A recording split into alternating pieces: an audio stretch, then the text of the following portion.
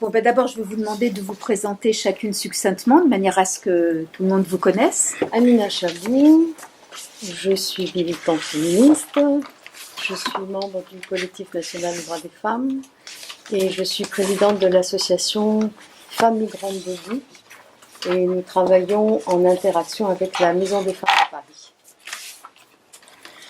Donc moi, je suis Fatima Benomar, je suis l'une des cofondatrices de l'association féministe Les Effrontés. Et dans mon parcours, je ne suis pas que féministe, j'ai été aussi sans papier pendant longtemps, donc aussi engagée dans tout ce qui est lutte pour les régularisations et les droits des migrants et des étrangers et par rapport au racisme. Et j'ai été aussi dans le même processus un petit peu, parce que quand on est sans papier, on est très vite prolétarisé.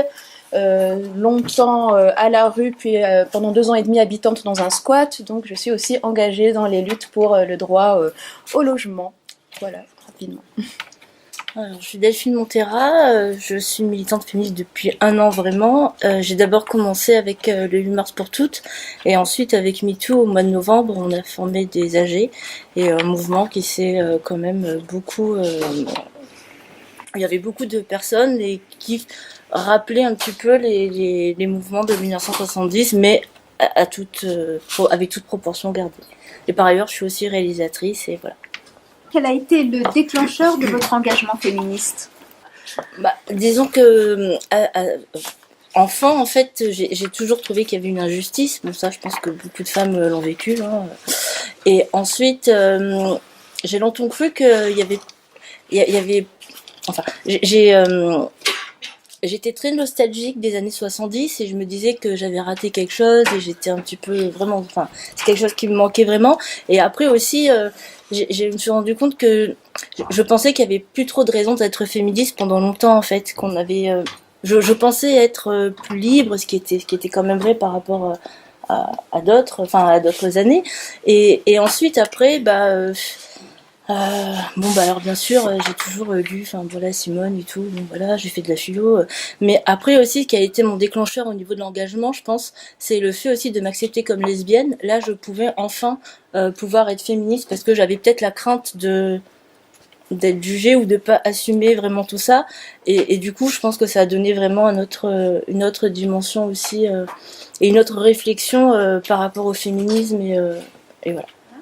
Alors moi, ce que je peux dire, c'est que j'ai eu une sensibilisation assez précoce à la question alors que je n'étais pas du tout politisée, je n'étais pas du tout dans un environnement familial politisé. Je suis née au Maroc, je suis venue ici à 17 ans et demi, mais tout simplement, il y a eu certaines choses qui se sont passées je n'ai pas été vraiment sociabilisée en tant que femme, parce que tout simplement, j'étais très timide, donc j'avais pas un petit peu voilà, les rituels entre copines, entre femmes. J'étais plutôt la nana qui était au fond de la classe en train de dessiner dans son coin, donc bon, voilà. Et il se trouve que je m'intéressais beaucoup à tout ce qui va devenir mes références aujourd'hui. À partir plutôt de 2009, j'ai commencé à consulter des travaux de personnes qui ont théorisé à la fois le féminisme, mais aussi le postcolonialisme et aussi le marxisme petit à petit. Et donc voilà, c'est pour ça que ce dont je vais essayer de parler tout à l'heure, c'est les perspectives d'un féminisme matérialiste et décolonial.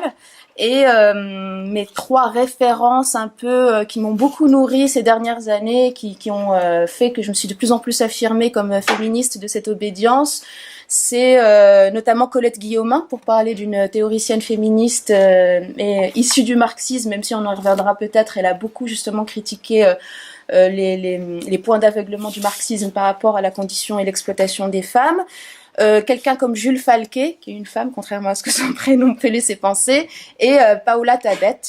Donc voilà, donc c'est un petit peu ma pensée qui est en train de plus en plus de se construire dans un contexte néolibéral, à peu près fasciste quand même, et patriarcal. Voilà. Amina ? Bon, on disait hier que la part de subjectivité dans l'engagement politique, oui, moi aussi, ça a commencé par une transgression familiale, puisque ça commence comme ça. En plus, moi, je suis fille d'immigrés, je suis venue jeune en France, et du plus loin que je me souvienne, je me suis toujours battue contre mon père. D'abord, le premier, évidemment, celui qui m'empêchait tout. hormis faire les études. C'était à peu près la seule chose que j'avais le droit de faire. Donc ça a été une bataille continuelle. Donc toujours sans que j'en prenne conscience que c'était une bataille, une lutte. Pour moi, c'était une espèce de lutte pour la survie, tout simplement, pour vivre, pour exister. Et donc, j'ai commencé par un engagement militant marxiste. J'étais au lycée très tôt, j'étais en relation, en contact avec des étudiants, des lycéens et des profs qui nous ont beaucoup appris, qui nous ont vraiment...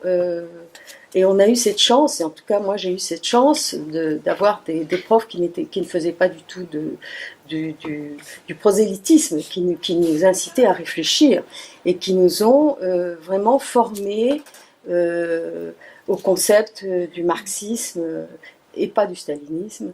Et donc, dès très tôt, 15 ans, j'étais dans les jeunesses communistes et j'ai continué comme ça avec déjà la lutte contre la guerre au Vietnam, l'Algérie d'abord, évidemment, mais j'étais vraiment jeune. Mais j'étais au lycée et puis la guerre, ma première manifestation, c'était contre la guerre au Vietnam. Et puis donc j'ai continué comme ça.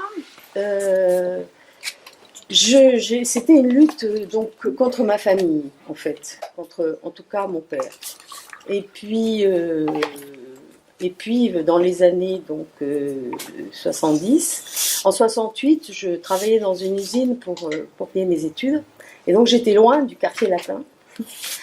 Et donc c'est vraiment petit à petit que j'ai pris conscience, et avec le MLF, et je suis allée une fois à la Géo Beaux-Arts, et je comprenais rien à rien, je me demandais de quoi on parlait au juste, enfin je savais vaguement que c'était des femmes, mais c'est une copine qui m'avait amenée là, et j'ai compris qu'en fait mon histoire n'était pas seulement mon histoire, que c'était pas une transgression seulement, une bataille seulement personnelle, individuelle.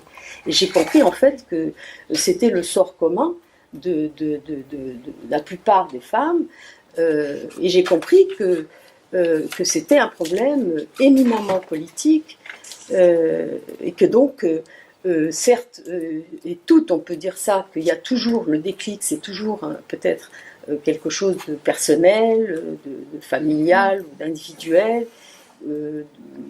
mais à un moment donné, il y a cette prise de conscience que soi-même, on est une espèce de question politique faite chair, faite femme en l'occurrence.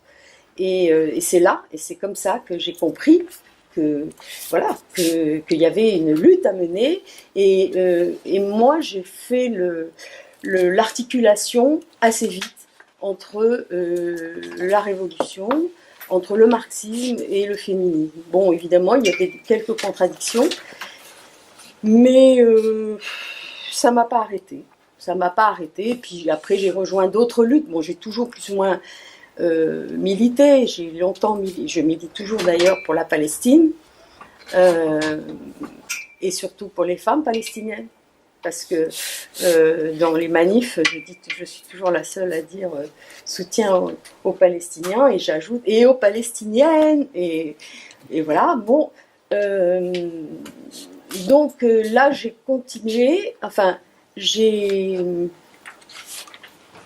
fait, bon, évidemment la question de la migration, c'est toujours quelque chose qui me touche, qui m'a toujours touchée. Et d'ailleurs, on aura l'occasion d'y revenir tout à l'heure, je pense. Oui. Donc, dans les années 70, quand le MLF a commencé à mener la lutte pour l'avortement, on était quelques-unes à se dire, mais les femmes immigrées, qui est-ce qui s'en occupe? Et il n'y avait pas, évidemment, il n'y avait pas grand monde. Donc, on s'est mise à quelques-unes. Bon, il y a toujours la question de la langue. Il se trouve que je parle l'arabe, et donc on est allé au Jardin des Plantes, et au Jardin des Plantes, on faisait de l'information, et de bouche à oreille, téléphonable, donc les femmes sont venues, et on a commencé à faire de l'information sur la contraception et l'avortement au Jardin des Plantes, donc en 70. Bon, et j'ai un peu plus ou moins lâché après la lutte directement pour les droits des femmes migrantes, et j'ai repris là depuis maintenant 5 ans, où on a été plusieurs à se dire que c'était pas possible de continuer à ne rien dire concernant ce qui se passait concernant les femmes migrantes. Bon, on rentrera dans le détail tout à l'heure, parce que sinon oui, on finira pas là. J'en dis pas plus. On a bien compris quel était le déclencheur pour chacune d'entre vous, en tout cas de vos engagements dans le mouvement féministe. Ce qu'on a vu hier soir, en tout cas, dans la table ronde, Amina était là, vous n'avez pas pu être présente, mais je pense qu'il n'y aura pas de difficulté pour vous à répondre à cette question. On a vu que loin pour le mouvement féministe, loin d'être un mouvement spontané, il prend racine dans l'histoire. Avec les luttes des féministes réformistes, et puis ensuite les années 70, le féminisme radical du MLF. Quel est, dans votre parcours à vous, le rôle de cette histoire ? Je lance ? Oui, vas-y. Bon, en fait, on a vu dans le film une certaine historicisation, et c'est vrai que c'est important pour s'inclure un peu dans l'histoire, la grande histoire, on va dire, notamment l'histoire des oubliés et des peuples minorisés, dont les femmes, mais pas seulement. Et donc, effectivement, c'est un travail de restauration qui est important par rapport à nous. Alors, ce que je peux dire, c'est que moi, effectivement, je fais partie des personnes qui ont subi plein de processus de décitoyennisation, parce que je suis femme, parce que j'étais étrangère, parce que j'étais dans le travail plutôt précaire. Là, aujourd'hui, par exemple, je suis auto-entrepreneuse, et que forcément, mon parcours épouse est toujours en corrélation avec les lectures et les références que je cherche pour comprendre au mieux la situation où je suis en ce moment. Là, par rapport à la salle ici, c'est vrai que, en plus, comme on est dans une journée de convergence, je m'étais dit que ce qui était intéressant, c'est de voir un peu ce que le féminisme a pu apporter, en fait, aux pensées marxistes, et aussi à la lecture qu'on donne nous à la question du travail et de l'exploitation. Alors, je vais pas vous refaire ici c'est quoi les classes sociales, prolétariat, bourgeoisie, ou si je sais pas s'il y a besoin de le faire. Donc, en gros, voilà, prolétariat n'a que sa force de travail à vendre, et bourgeoisie possède les moyens de production. Et c'est vrai que la manière dont les marxistes ont un peu voulu résoudre la question de la place des femmes dans l'exploitation, c'était de dire que les femmes étaient les prolétaires des prolétaires. Or, ce qui est très intéressant avec les travaux des féministes matérialistes des années 70, c'est qu'elles ont complètement dénoncé le point d'aveuglement de cette thèse, en disant qu'on ne pouvait pas dire que les femmes étaient les prolétaires des prolétaires, parce qu'elles ne vendaient pas leur force de travail, pire, elles la devaient. En fait, il y a un système d'appropriation totale d'une personne réifiée, et pas seulement d'exploitation de sa seule force de travail. Donc en fait, les femmes, non seulement elles doivent travailler, mais il y a aussi la disponibilité de leur temps, la disponibilité de leur mental, le travail du corps, la procréation, tout ce qu'elles font et tout ce qu'elles sont est dû à des ayants droit masculins, et c'est comme ça que le patriarcat s'organise. Et dans ce cas, là aussi, je vous renvoie beaucoup aux travaux de Paola Tabet, et notamment la grande arnaque continuum de l'échange économico-sexuel entre les femmes et les hommes, où on voit que beaucoup de femmes n'ont d'autre choix finalement que de s'inscrire dans ce continuum par le fait que justement elles sont dans la plupart du temps privées des mêmes ressources, des mêmes opportunités que les hommes, et que donc elles n'ont finalement d'autre choix que de s'inscrire dans ce continuum dans une perspective de survie.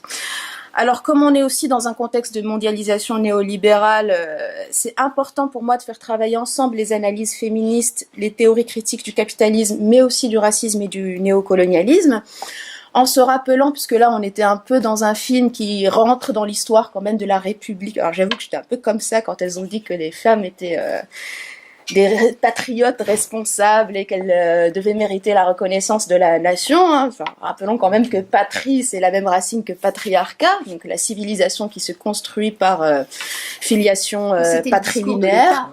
Oui, tout à fait. Quand même, hein. Oui, bien sûr. C'est pas le discours des féministes, c'est le discours de l'État. Oui, je sais, mais comme il n'y avait pas assez de critiques de cette notion, c'était important de le rappeler. Mais ce que je voulais dire, c'est que la République s'est complètement construite sur l'idée de la figure abstraite d'un citoyen homme et blanc, et que les femmes, de même que les personnes entre guillemets indigénisées, subissaient les mêmes processus de décitoyennisation qui sont le fait que l'homme et le blanc est rationnel, la femme et la personne racisée va être irrationnelle, dire qu'elles sont animalisées, dire qu'elles sont déshumanisées, renvoyées vers la sous-citoyenneté.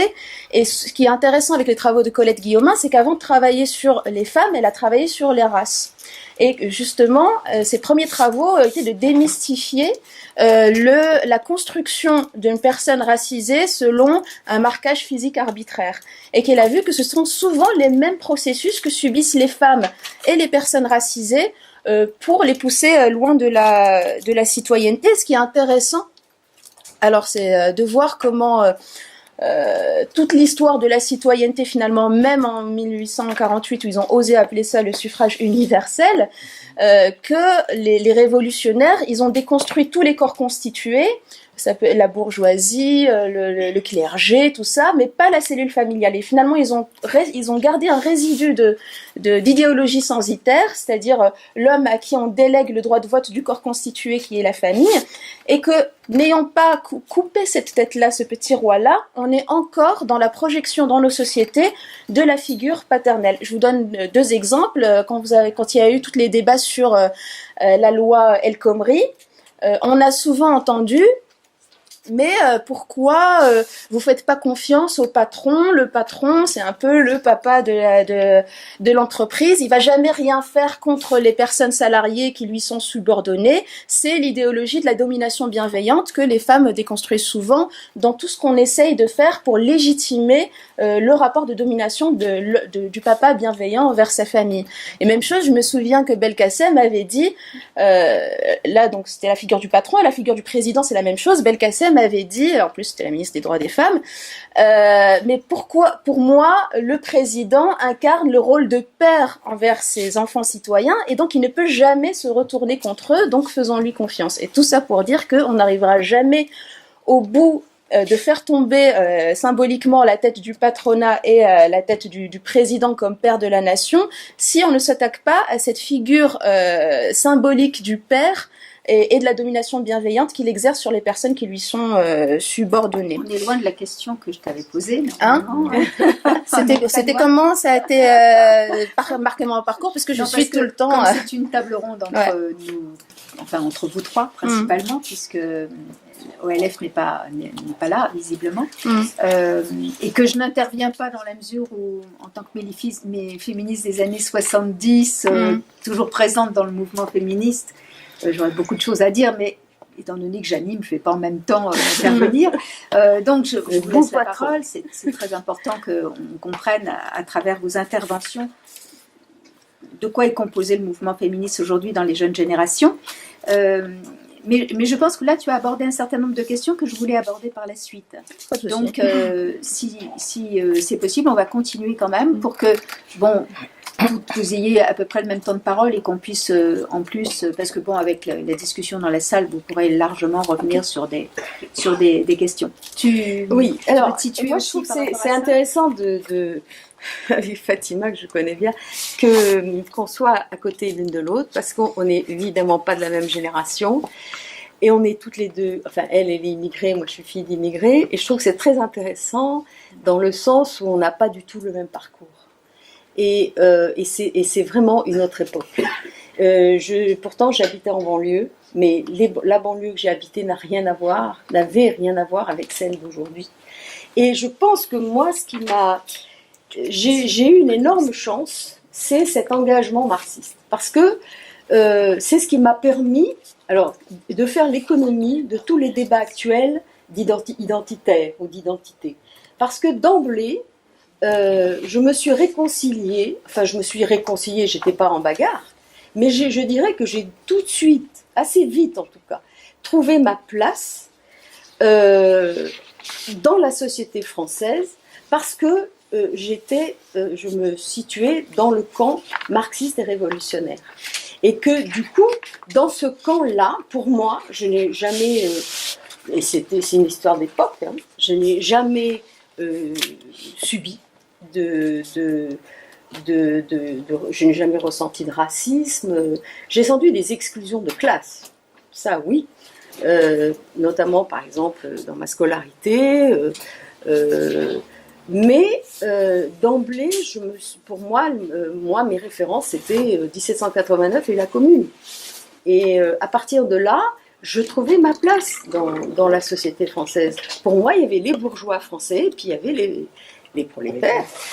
Et bon, alors la question de Monique, c'est qu'est-ce qu'a apporté le féminisme? Justement, c'est que pour moi, jusqu'aux années 70, c'était la révolution, les classes sociales, enfin un schéma classique révolutionnaire. Et puis, moi, ça a commencé avec Alexandra Kollontai, que j'ai lu et qui a dit mais la famille, c'est pas naturel. Et on peut tout à fait remettre en question la famille. Alors pour moi, c'était vraiment une révélation, parce que jamais je m'étais posé la question. Et c'est à partir de là qu'a commencé vraiment une réflexion vraiment féministe, et une démarche vraiment féministe. C'est-à-dire que oui, que du coup, pourquoi la famille? Pourquoi la procréation obligatoire? Et pourquoi ce rôle assigné? Et bon, voilà, donc ça a commencé comme ça. Et puis après, évidemment, je me suis retrouvée dans le féminisme, dans le MLF, dans les années 70. Bon, il s'est trouvé qu'après, j'ai quitté assez vite la France pour des raisons professionnelles, et que je suis revenue quand les luttes étaient déjà bien entamées. Je suis revenue à la fin des années 70, 80. Et donc, j'ai fait ce lien avec... et je me suis retrouvée aussi, je dois dire, mon vrai conflit, ça a été par rapport à... la question qui se posait pour moi, c'était... on ne peut pas dire que c'était un conflit, mais c'était une continuité. Parce que j'avais pris conscience que les femmes se battaient pour les droits. Donc c'était le rapport à la loi. Or, moi, en tant que... moi, je me considérais comme une militante révolutionnaire. C'était pas la loi qui m'intéressait, c'était la révolution, c'était le renversement des lois. Donc, bon, bien sûr, j'ai compris que c'était un passage obligé. On était obligé de revendiquer des lois, on ne pouvait pas faire autrement.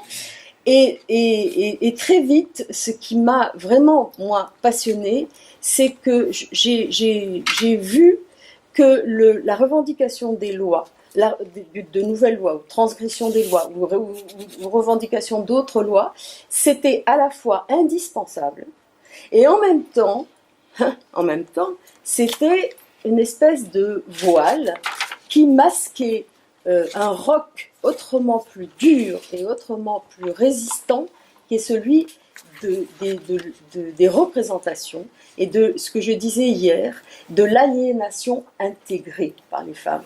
Et ça me paraissait autrement plus costaud à démolir. Là, tu parles de l'aliénation patriarcale. L'aliénation patriarcale, bien entendu, que les femmes intègrent, y compris les plus révolutionnaires des révolutionnaires, les plus féministes des féministes. Et donc, et j'ai bien vu qu'on pouvait parfaitement, parmi mes camarades, qu'elles pouvaient parfaitement être contre la guerre du Vietnam, se battre, évidemment se battre sur des bases marxistes, voire léninistes. Moi, je n'assimile pas les deux notions. Et le soir, se retrouver comme vraiment la bobonne dans le lit. Et c'est dans le lit que les contradictions les plus fortes et les plus tenaces m'apparaissaient. Et voilà. D'accord. Tu veux rajouter quelque chose ou ça va? Oui, j'ai pas parlé encore. Ah, excuse-moi. Alors, excuse-moi, non, pas de souci. Moi, contrairement à vous, je suis pas venue au féminisme par le marxisme. Bon, j'ai lu Marx et j'ai été enchantée, voilà. Mais malheureusement, j'ai toujours trouvé des limites en fait. C'est-à-dire que comme tout parti, comme toute politique, je ne voyais pas où était la place des femmes, où moi je pouvais me reconnaître là-dedans. Et après, ce qui a été, bon, j'ai fait de la philosophie, donc forcément, malheureusement aussi, principalement, j'ai étudié que des hommes, comme toujours.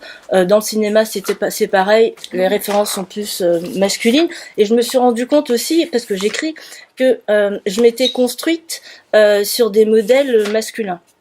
Et ça a été en fait un choc parce que quand je l'ai vraiment conscientisé, je me suis dit mais moi qu'est-ce que je suis et après la lecture de Monique Wittig m'a vraiment en fait fait prendre conscience de plein de choses et peut-être et je pense que ça a été le déclencheur de mon engagement personnel et aussi militant et en fait je ne pouvais pas venir à la politique autrement que par le féminisme et je suis et c'est le féminisme qui m'a fait venir à la politique.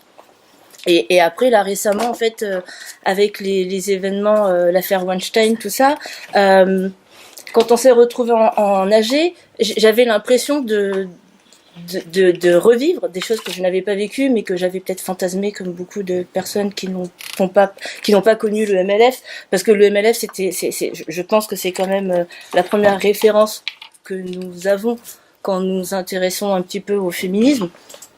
Alors après il y a plusieurs vagues mais je suis pas récemment j'ai lu un truc que j'ai trouvé très intéressant, c'était on parle beaucoup du mouvement des femmes et je ne suis pas sûre qu'il y ait qu'un seul mouvement. J'aime bien plutôt la formule que les femmes sont en mouvement et que les différentes vagues ne nous opposent pas forcément en fait. Nous avons des pensées différentes, mais je pense que c'est une continuité et que le fait de nous parler, enfin moi j'attache beaucoup d'importance.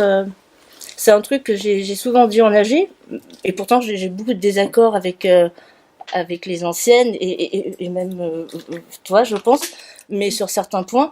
Je trouve que le dialogue, c'est vraiment primordial et que nous pouvons nous parler et que sans dialogue, nous ne pourrons pas en fait construire un mouvement. Je pense qu'il y a de la place pour tout le monde en fait et voilà et c'est très important en fait quand on s'est revu en AG quand je me suis vue en AG en fait je me suis rendu compte que si j'avais pas connaissance de ce qui s'était passé avant on pourrait pas avancer en fait parce que si on sait pas d'où on vient comment on se constitue on peut pas savoir où aller quoi. Comment se positionner. Ouais voilà. En fait, on a commencé à aborder tout ce qui est de l'ordre des fondamentaux des théories féministes, puisque Fatima a beaucoup évoqué d'abord les penseuses du féminisme avec lesquelles elle se retrouvait. Donc en réalité, moi ce que j'avais envie de cerner, outre le fait que tu dis Delphine, que toi tu souhaites que le mouvement féministe soit un mouvement pluriel. Il est un mouvement pluriel.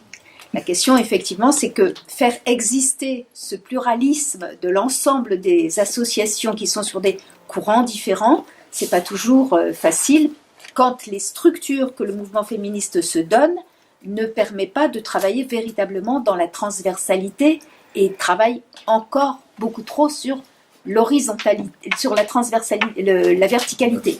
Hein.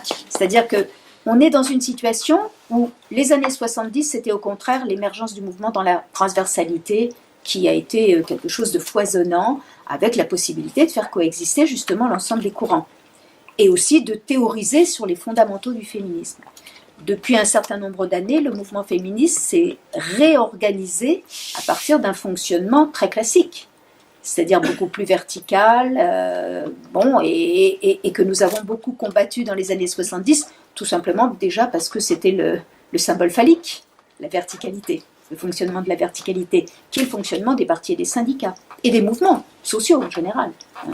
Donc cette rupture-là, elle est fondatrice d'une volonté de faire naître autre chose, et de faire vivre autre chose. Moi, ce que j'aimerais arriver à comprendre, c'est dans vos différentes manières d'appréhender le féminisme aujourd'hui et les actions que vous menez, comment vous vous situez par rapport aux années 70 sur cette question justement de la question du pouvoir, l'exercice du pouvoir, mais aussi sur l'ensemble des différents courants qui ont façonné le féminisme de ces années-là, c'est-à-dire l'universalisme d'un côté, le naturalisme de l'autre, et maintenant on pourrait parler encore de ce que vous avez évoqué tout à l'heure, qui est une autre approche encore, de du féminisme décolonial, etc. Donc là, j'aimerais savoir, vous, comment vous voyez cette question-là, en quoi vous vous situez en continuité, en quoi vous vous situez en rupture, pourquoi, et comment ça se manifeste concrètement? Bon, moi, comment dire? En fait, la question de la verticalité ne me gêne plus vraiment. C'est vrai que jusqu'à il y a quelques années, j'étais très enfermée dans l'idée qu'il fallait trouver un environnement unitaire absolu, qu'on ne pouvait fonctionner que dans cet environnement unitaire.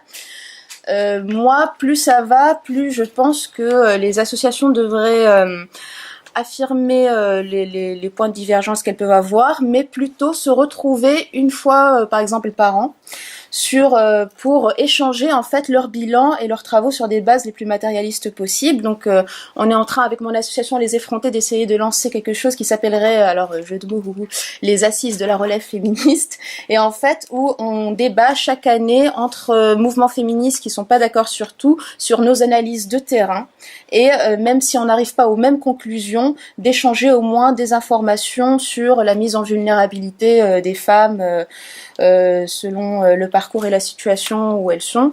Nous, c'est vrai qu'aux Effrontés, la plupart du travail qu'on fait d'accompagnement, c'est qu'on a construit un réseau solidaire et au-delà des divergences d'opinion sur le fond pour permettre, par exemple, une liste de PMI auxquelles on peut envoyer des femmes qui ont besoin là tout de suite d'accéder à la santé, notamment pour leurs enfants, pour les femmes migrantes qui ont accouché sur des radeaux et qui se retrouvent en France, pour envoyer des colis alimentaires, pour des régularisations, pour des démarches auprès de l'EFPRA, pour trouver des logements. Donc c'est vraiment très fonctionnel et on travaille en réseau avec d'autres collectifs féministes assez engagés sur le terrain.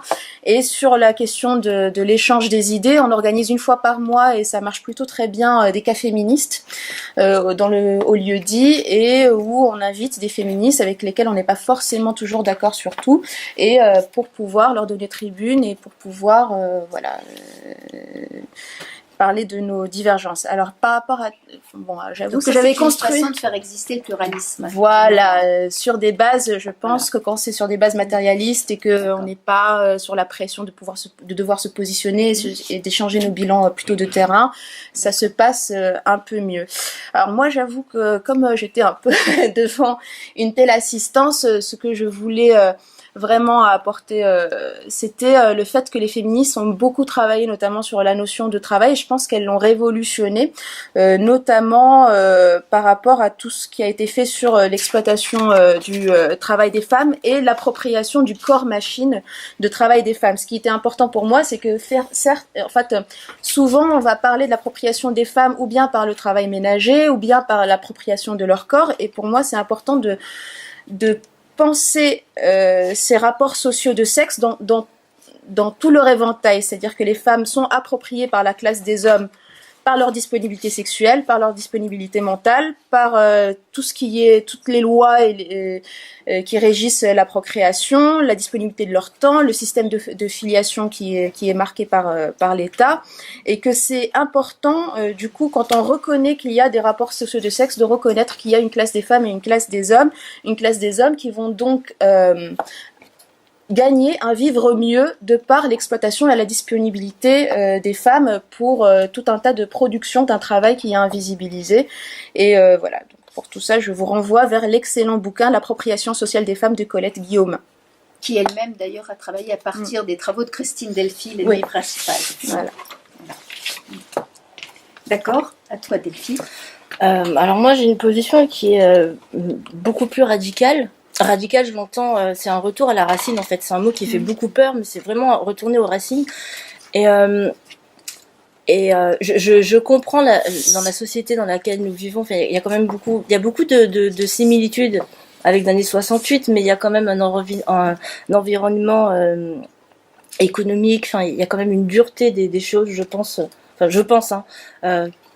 C'est quand même assez différent et là j'ai l'impression que on a l'impression que ça englobe un peu tout et que c'est un petit peu plus dur en fait de lutter et comment lutter en fait et il y a une nécessité vitale, je dirais, d'être sur le terrain du droit parce que malheureusement le droit fait partie de la vie, mais après le fait d'être que sur le droit, moi ça me pose un problème. ça me pose un problème parce que le droit aussi, je pense que le droit peut s'obtenir en tout cas au détriment de certaines personnes aussi. Ça en protège certaines, mais voilà. Et après, quelle est l'efficacité du droit réel? Je ne sais pas, parce qu'il y a plein de choses qui sont défendues, il y a plein de choses qui nous protègent, mais est-ce que les lois sont appliquées après? Ça, c'est notre problème, notamment avec le viol, enfin là, tous les derniers trucs au niveau vraiment du féminisme. Et moi, je m'attache plutôt en fait à un autre moyen de penser, de lutter aussi. Et une pensée de l'action. Enfin, ça, c'est un truc que je trouve qui est très important parce que, alors, il y a des grands modèles. Je pense que vous les partagez beaucoup ici, et je pense que aussi, enfin, moi, je crache pas sur ce qui a été fait, parce que je pense que si aujourd'hui aussi je suis là, c'est grâce à d'autres qui ont combattu et qui ont obtenu des choses. Mais je pense qu'il y a des limites en fait, et que on reproduit toujours les mêmes choses d'une manière ou d'une autre, et que moi j'envisage le féminisme. Pour moi, le féminisme, c'est alors j'aime bien le mot révolutionnaire, mais pas tant que ça, parce que la révolution, c'est quand même un retour en arrière. En arrière de quoi en fait? Enfin, moi, je serais plus pour une évolution, vraiment quelque chose qui change, parce que pour le coup, là oui, il faudrait essayer quelque chose de nouveau. Mais on peut évoluer à l'intérieur d'un même système sans mettre en cause le système. Ah ben alors là, d'un point de vue radical, pour moi c'est très compliqué, parce que si on s'attaque pas à la racine, comment s'assurer enfin, parce que vous avez parlé donc on peut pas être dans l'évolution. On peut pas être, si on est radical, évoluer. on peut pas être dans l'évolution. Ah ben moi je pense au contraire, enfin dans l'évolution, par rapport à quelque chose de nouveau. Alors plutôt création peut-être, peut-être création. Oui, tu as raison. Enfin, vous avez raison. Oui, non, et tout à l'heure tu as parlé de pouvoir, et c'est une notion qui est très importante. Et moi, je suis pas pour le pouvoir, en fait. Enfin, moi, ça m'intéresse pas la version du pouvoir. Moi, ce qui m'intéresse, c'est l'éradication du pouvoir, en fait. Parce que je pense que le pouvoir aussi, c'est très patriarcal, et ça donne forcément, en fait, c'est comme la manière de voter, comment on est constitué, la majorité. Mais la majorité, c'est quoi? Les gens minorisés. Enfin, on parle beaucoup de minorité, mais je pense que c'est une certaine. Enfin, c'est plutôt une minorité de personnes qui devient majoritaire et qui minorise d'autres personnes aussi. Enfin, et ça, je trouve que c'est assez important de jouer sur ces retours de pouvoir. Et donc, pour finir, j'envisage le féminisme comme étant le meilleur moyen de créer quelque chose d'autre, de nouveau, et de rééquilibrer un peu tout ça. Et on parle d'égalité, et je comprends l'égalité, mais il y a une autre notion que je trouve plus juste, c'est l'équité, justement, où je trouve que ça apporte un truc, alors pas un moralisateur très c'est pas un truc non plus judéo-chrétien ou quoi que ce soit, mais je trouve que c'est plus juste, en tout cas, je pense. Donc, tu as relevé plusieurs points. Vous vous semblez toutes les deux, en tout cas, assez en accord avec les positions du MLF des années 70, hein, même s'il y a des variantes. Je reviendrai justement tout à l'heure sur le rapport, par exemple, à l'avortement. Oui, on va parler après des actions, donc on va donner la parole à Fatima. Mais il faudra revenir aussi sur la question, sur la notion d'égalité, parce que MLF des années 70 lit égalité et liberté. L'un ne va pas sans l'autre. C'est la différence justement par rapport à avant. Et la question d'équité, on y reviendra aussi, parce que l'équité ne veut pas dire égalité. Donc, il faut voir comment on le travaille, ça. Parce que ça vient de l'Union européenne, hein, équité. Hein. Enfin, oui, après aussi dans la philosophie. Mais ça vient surtout de l'Union européenne, au cours par rapport à ce qui est dit ces dernières années. Fatima, pardon, Amina, excuse-moi. Oui, pour moi, il y a deux points que je regrette fortement, qui me semblent être des lacunes, pour ne pas dire plus, du mouvement féministe actuel, par rapport aux années 70, c'est que je crois que la bataille des droits a recouvert complètement, plus ou moins complètement, pas complètement, mais largement, la lutte pour un changement des représentations. Et le changement des représentations, je le comprends comme ça, c'est parce qu'il ne s'accommode pas de la loi. Ça ne suffit pas. La loi ne change pas les représentations, je pense. Quand je dis représentation, j'ai mesuré avec, donc alors, moi je ne veux pas vous assommer de références théoriques, mais bon, il y en a quand même une qui me paraît inévitable, c'est Françoise Héritier, avec ce qu'elle a appelé, de façon barbare, la valence différentielle des sexes.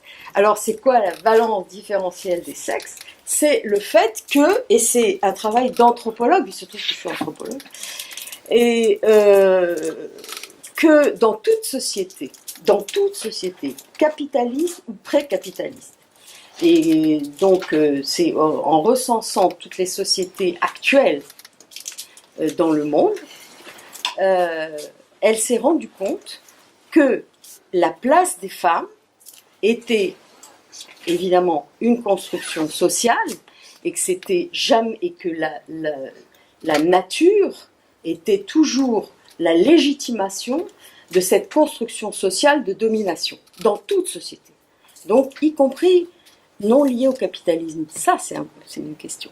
Et donc elle dit toujours dans ses livres que donc à chaque sexe à la naissance est attribuée une valence, une valeur, et donc une différenciation, bien sûr basée sur l'anatomie, hein, c'est ce qui est le plus évident.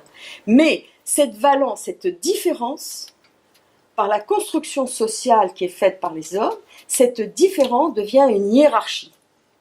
Et que donc, la différence homme-femme, au lieu d'être simplement une différence, devient une supériorité des hommes sur les femmes. Et ça, c'est ça qu'elle appelle la valence différentielle des sexes.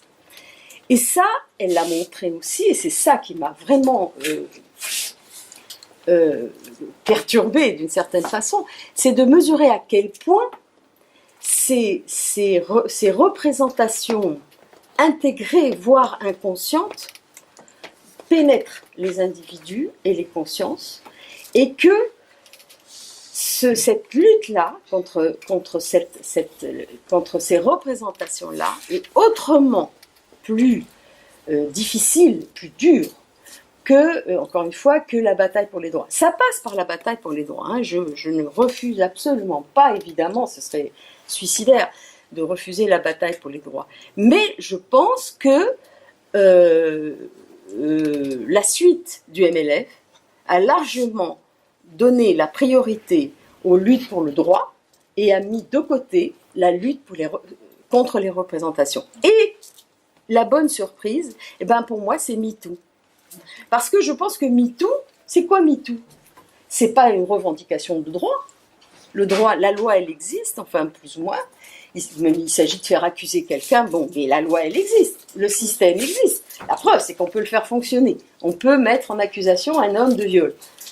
Mais ce que MeToo révèle, c'est justement avec des femmes qui ont des droits, qui ont des Américaines, des Françaises, des Occidentales en général, qui ont des droits, qui ont des statuts, qui ont des métiers et tout ce qu'on veut, MeToo révèle qu'elles sont toujours à la même place.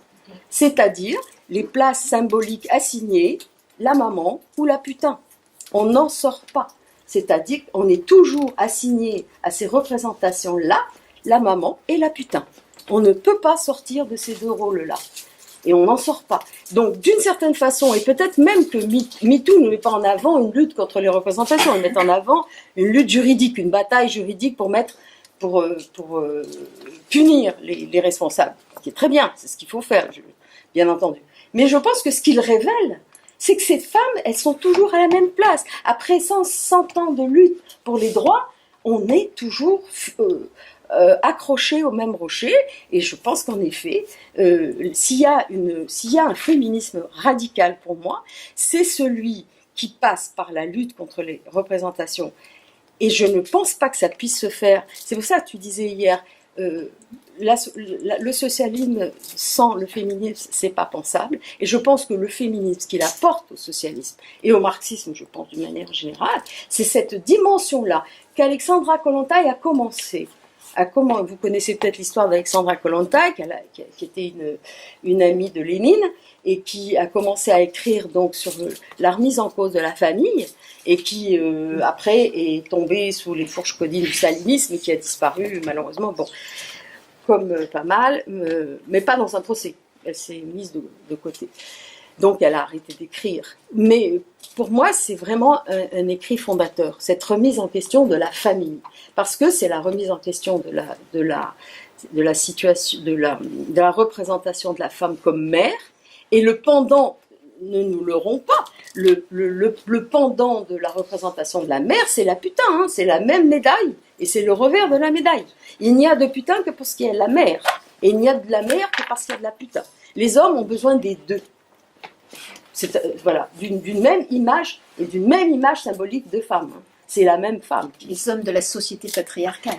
De la société patriarcale. C'est pour ça que la vraie révolution et le féminisme radical, encore une fois pour moi, c'est celui qui remettrait en question ça. Et pour moi, vraiment la divine surprise, c'est le mouvement MeToo, non pas à travers les procès scandaleux, mais de ce qu'il révèle, de où en sont les femmes réellement. Bien, donc on a fait premier grand cadrage général, votre approche donc du mouvement féministe dans ces acceptions théoriques que vous-même, ce que vous en ressentez. Maintenant, deuxième approche, vos actions et vos stratégies qui accompagnent vos actions. Donc, toutes les actions qu'on peut, travail égalité professionnelle, quel bilan, quelle conception développée sur l'intersectionnalité, on l'a déjà beaucoup abordé, la question de la GPA, la geste socio pour autrui, et la question de la PMA, la question de la santé des femmes et de la féminisation de la pauvreté, lesbianisme et homosexualité aujourd'hui, qu'est-ce que ça signifie? Question de la mixité aussi, on n'a pas encore véritablement abordé. Et bien entendu, tout ce qui se passe avec la réactualisation de toutes nos luttes concernant le harcèlement sexuel et les violences avec la campagne de MeToo. Donc, je vous laisse là. Et puis, probablement, quel bilan vous tenez de cette loi concernant la loi sur le proxénétisme et la loi du client? Et quel bilan on peut avoir du projet de loi de Marlène Schiappa sur justement la question du harcèlement. Donc, dans l'ordre que vous voulez et sur les questions que vous souhaitez. Tout n'est pas... Bon, comme je n'ai pas pu dire exactement ce que je voulais dire, je vous renvoie à un document que je trouve vraiment très précieux, c'est Race, classe, sexe et économie politique, analyse matérialiste et décoloniale de Jules Falquet, parce que je suis tout à fait d'accord, je pense que c'est très important de comprendre comment les idéologies, effectivement, les figures symboliques et la construction de la femme et de l'indigène en fait marquent énormément l'histoire de l'exploitation des personnes en naturalisant en fait ces rapports et par effectivement un peu comme l'a dit Françoise Héritier, mais c'est exactement la même chose pour les personnes non blanches, le marquage physique arbitraire pour justifier en fait l'exploitation par le prétexte d'une différence dite naturelle entre les personnes. Et effectivement, comme l'a dit ma voisine, je pense que c'est important d'avoir une vision, je ne sais pas comment dire révolutionnaire, mais bien comprendre comment notre histoire a été construite pour arriver à la naturalisation de cette exploitation. Et par ailleurs, l'histoire des femmes est vraiment à comparer avec beaucoup de choses qu'ont vécu les peuples colonisés. Je donne juste deux petits exemples, à quel point, puisque tout à l'heure je parlais du travail, le fait que les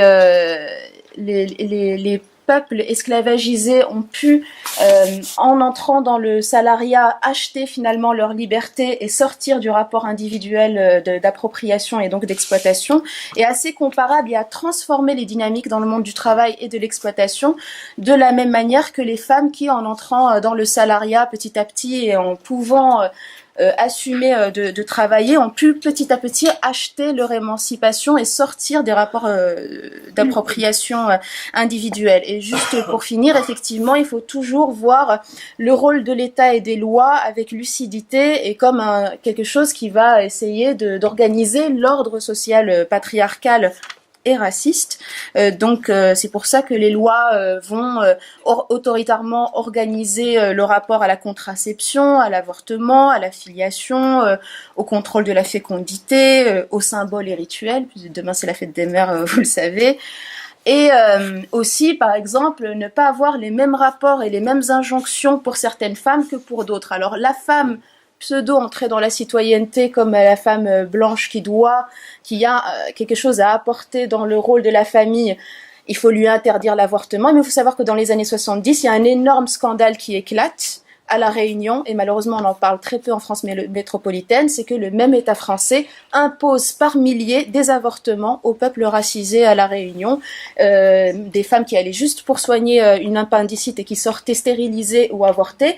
Donc l'État en fait trie dans les femmes lesquelles doivent être avortées de force et lesquelles ne doivent surtout pas avorter parce que la production de leurs enfants est à entrer pour les services de la nation ou quoi. De même que la sexualité pendant des siècles et des siècles, et je vous renvoie aux travaux notamment d'Abia Yala qui a beaucoup travaillé sur les viols massifs pour construire des nations métissées des femmes noires et indiennes, et là c'était plutôt le mythe, la sexualité n'avait pas à être encadrée par le mariage ou quoi, selon en fait les populations, et pour construire une solidarité de femmes, pour comprendre comment chacune est instrumentalisée pour les besoins d'un État patriarcal. J'en reviens du coup, j'ai speedé pour dire un petit peu mon message, parce que c'est vrai que j'ai très très envie qu'on parle de plus en plus de ces comparaisons et de ces perspectives entre l'histoire des femmes et l'histoire des peuples colonisés et indigénisés. Mais par rapport à nos modes d'action... C'est pas récent ça quand même. Hein. Ben non, justement, c'est pour ça... Les féministes des années 70, on faisait le lien déjà. Justement, malheureusement, on parlait vraiment pas, par exemple, de ces avortements imposés. C'était une certaine omerta, mais voilà. Mais de toute cette analyse d'ensemble général, qu'est-ce que concrètement, comment ça se traduit au niveau des actions? Alors au niveau des actions, effectivement, il y a des stratégies de lobbying et d'obtention sur le champ de la loi et du droit, même si on a toujours en perspective que l'État instrumentalise assez systématiquement les femmes à des fins de répression. Donc on peut le voir, par exemple, sur la question de la laïcité, où l'argument de la laïcité est brandi quand certaines femmes veulent s'engager, se citoyenniser, aller à l'UNEF, porte-parole de l'UNEF ou chanter à la télévision, même si ça ne gêne personne qu'il y ait des femmes voilées avec des chariots de ménage dans les couloirs de nos entreprises ou pour garder nos enfants et faire le ménage chez nous. Et c'est vrai, voilà, on est toujours dans cette idée que le féminisme peut être instrumentalisé par l'État à des fins de répression. Gardant cela en tête, évidemment, nous restons quand même dans l'idée de renforcer les droits et la criminalisation de toutes les violences faites aux femmes qui peuvent exister. Alors, par rapport à la loi Chiappa, c'est vrai que la question du harcèlement de rue nous préoccupe beaucoup, parce que à la fois c'est très très important de politiser cette question. C'est quand même une grande arme de dressage et de répression des femmes, qu'elles ne puissent sortir finalement que selon la tenue, l'heure de sortie, et qu'on leur autorise finalement, parce que si elles sortent avec la mauvaise tenue au même horaire, au mauvais horaire ou dans le mauvais quartier, on va faire reposer sur elles la culpabilité des violences qu'elles vont subir. Tout en gardant en tête qu'on est dans un moment de grand contrôle et de répression aux faciès, et que très souvent ces lois sont instrumentalisées pour réprimer une certaine partie de la population, et on verra comment vont être déployées les forces de l'ordre pour réprimer le harcèlement de rue d'une part, et aussi on est vigilante quant au fait de déqualifier en fait ce que vivent les femmes dans ce qu'on appelle globalement le harcèlement de rue. Je vous donne un exemple. Ce qui se passe en général dans le harcèlement de rue, c'est des choses qui sont souvent déjà réprimées sévèrement par la loi en tant que délit. Ça peut être des insultes, donc c'est une injure publique, c'est un délit, je pense passible de 2 ans de prison. Menace de viol ou de mort, c'est un délit qui est sévèrement puni, il me semble de 3 ans de prison. Ce qu'on appelle les mains aux fesses ou les frotteurs, ce sont des agressions sexuelles, 5 ans de prison et 75 000 € d'amende.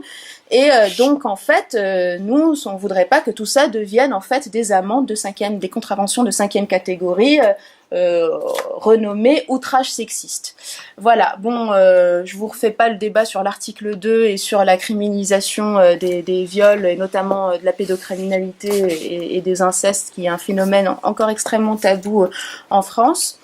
Voilà, donc ce que je peux dire, c'est qu'il y a à la fois un travail, on va dire, d'avoir notre voix à dire et nos analyses des textes de loi qui nous sont soumis et d'avoir un œil sur leur instrumentalisation, mais c'est surtout en fait beaucoup un travail d'entraide entre femmes, comme je vous ai dit, en réseau avec des collectifs féministes compartimentés dans certaines choses. Donc je vous donne un exemple, la dernière personne que j'ai accompagnée, donc c'était une jeune personne en situation de prostitution, plutôt dans des trucs d'escorte, et donc elle était dépendante de ce système-là tant qu'elle n'avait pas de logement. Parce qu'elle était à la rue et donc c'était ses seules ressources, donc c'était lui trouver un logement, lui trouver un accompagnement psychologique, lui trouver des ressources pour lui permettre une sortie de ce système d'exploitation, et voilà, donc c'est toujours en réseau avec des féministes qui peuvent nous apporter plusieurs choses, ou tout simplement des pots communs pour lui permettre d'au moins payer les amendes et les premières choses qu'elles doivent affronter. Et votre association est mixte, ou comment elle traite la question de l'autonomie dans le cadre de la mixité ? Souvent, en fait, quand les associations se créent, elles portent la question de la mixité et de la parité comme un gage de modernité et de fréquentabilité. Je me souviens que c'était la même chose avec mixité.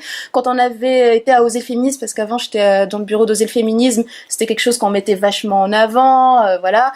Les effrontés, alors là, on a fait le pire entre guillemets, c'est qu'on a présenté un bureau paritaire, on disait que c'était très important, voilà. Et en général, toutes ces associations, au début, au fil des ans, finissent par dire, bon, on va pas en faire un enjeu énorme, mais en vérité, de fait, comme elles vont beaucoup, à part si elles sont que sur le champ de l'égalité salariale ou quoi, quelque chose qui est assez consensuel, quand elles vont sur des champs, des préoccupations finalement très liées à la classe des femmes, ben les hommes se désengagent petit à petit ou sont là seulement en appui. Bon, tout ça pour vous dire que maintenant le bureau des effrontés est 100% féminin. Et en fait, on organise 2 types de réunions, des cafés féministes une fois par mois qui sont ouverts à toutes et tous, donc c'est mixte. En général, il y a, je sais pas, 10 à 20% d'hommes, et des réunions non mixtes, là aussi une fois par mois, qu'on appelle les ailes battantes, E2LES, qui sont des groupes d'autodéfense intellectuelle et physique contre les violences faites aux femmes, qu'on organise à la cité universitaire de Paris, en partenariat avec elle. Merci. Alors, Amina, Alors, donc, je disais que moi, j'ai été à l'initiative de la création de cette association Femmes Migrantes Debout, parce que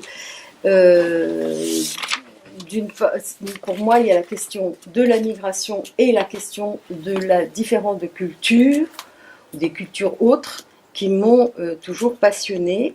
Et j'ai longtemps travaillé sur la place des femmes dans des cultures différentes. Et là, je dois dire que j'étais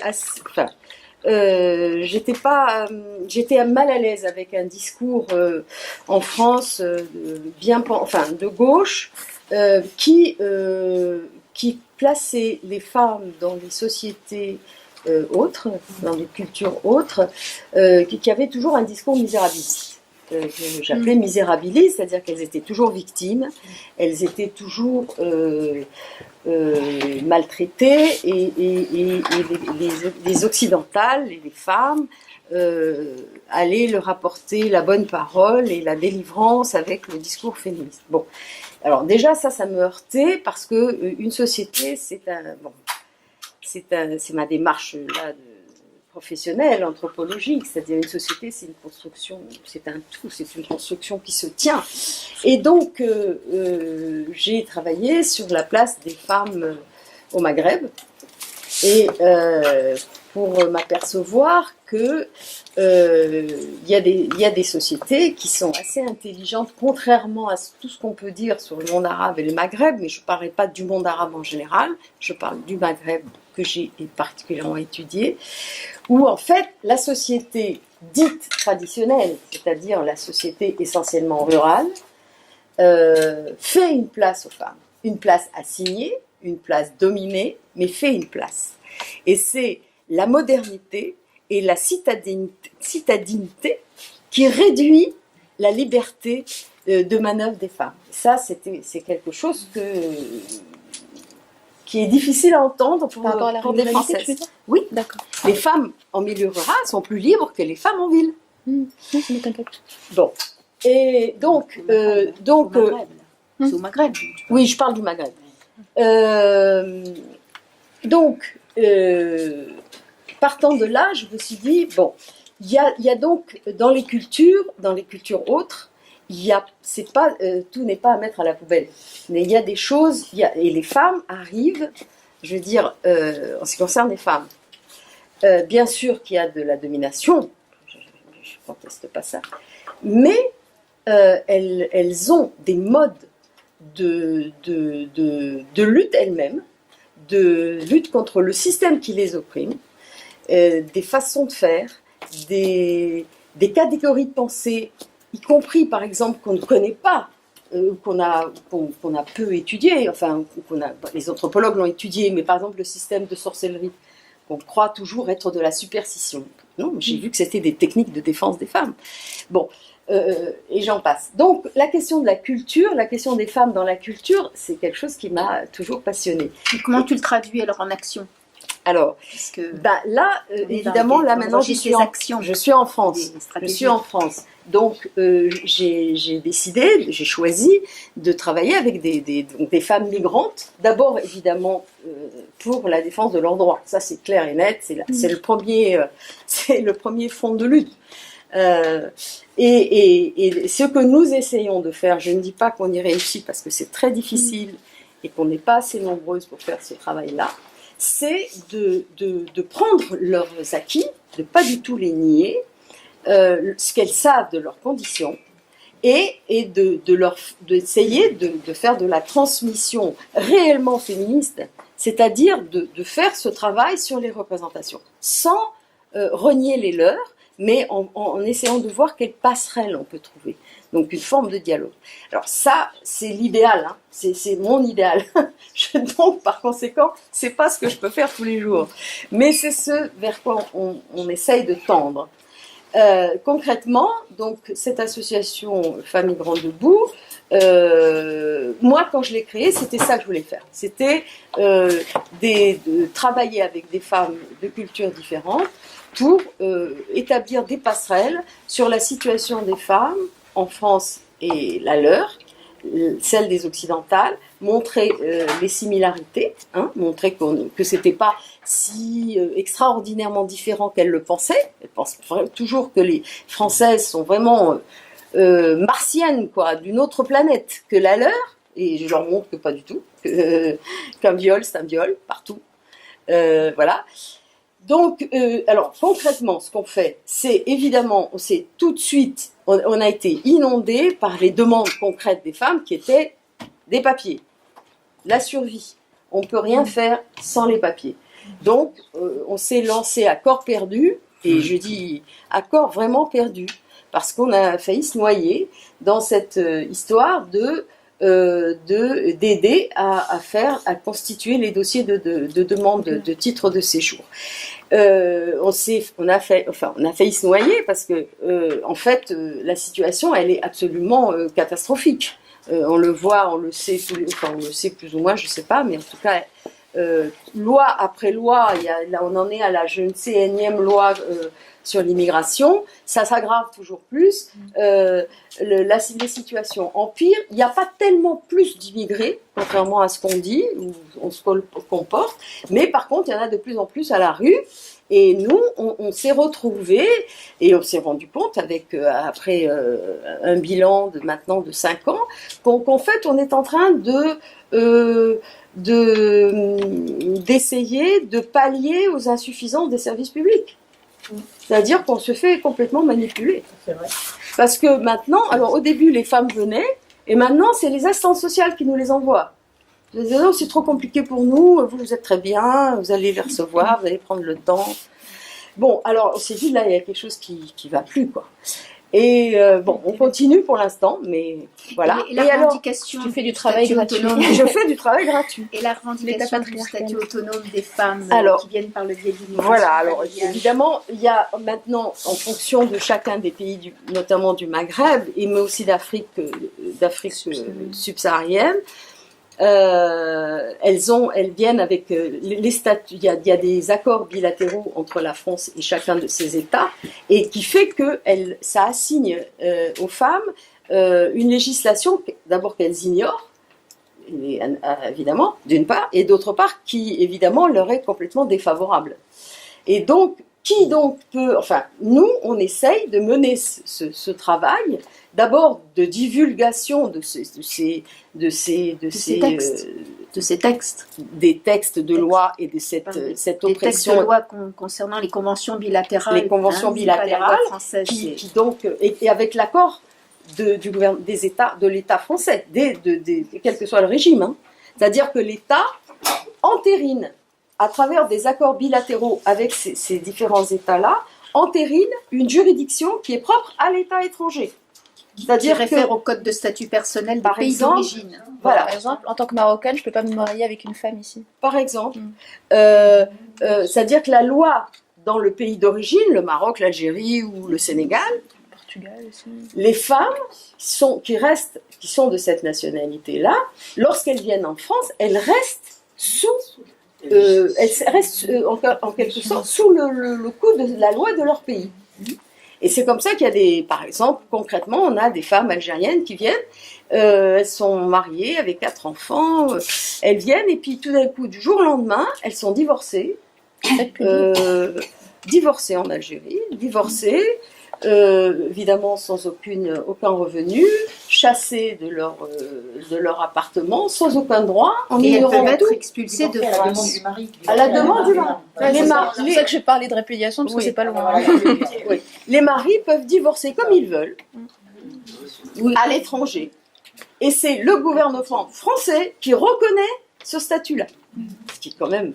Et avec des situations quand même assez incroyables qu'on a pu connaître, là j'interviens pour dire, parce qu'on a mené une campagne ensemble qui continue, c'est qu'effectivement il y a des cas de répudiation où la femme le découvre sans le savoir que ça s'est passé, et quelques jours après elle est expulsée. Voilà. Parce qu'elle n'a plus d'existence en propre, puisqu'elle n'existe pas en tant que femme sur le territoire, elle existe comme femme et c'est l'homme qui a le statut. Voilà.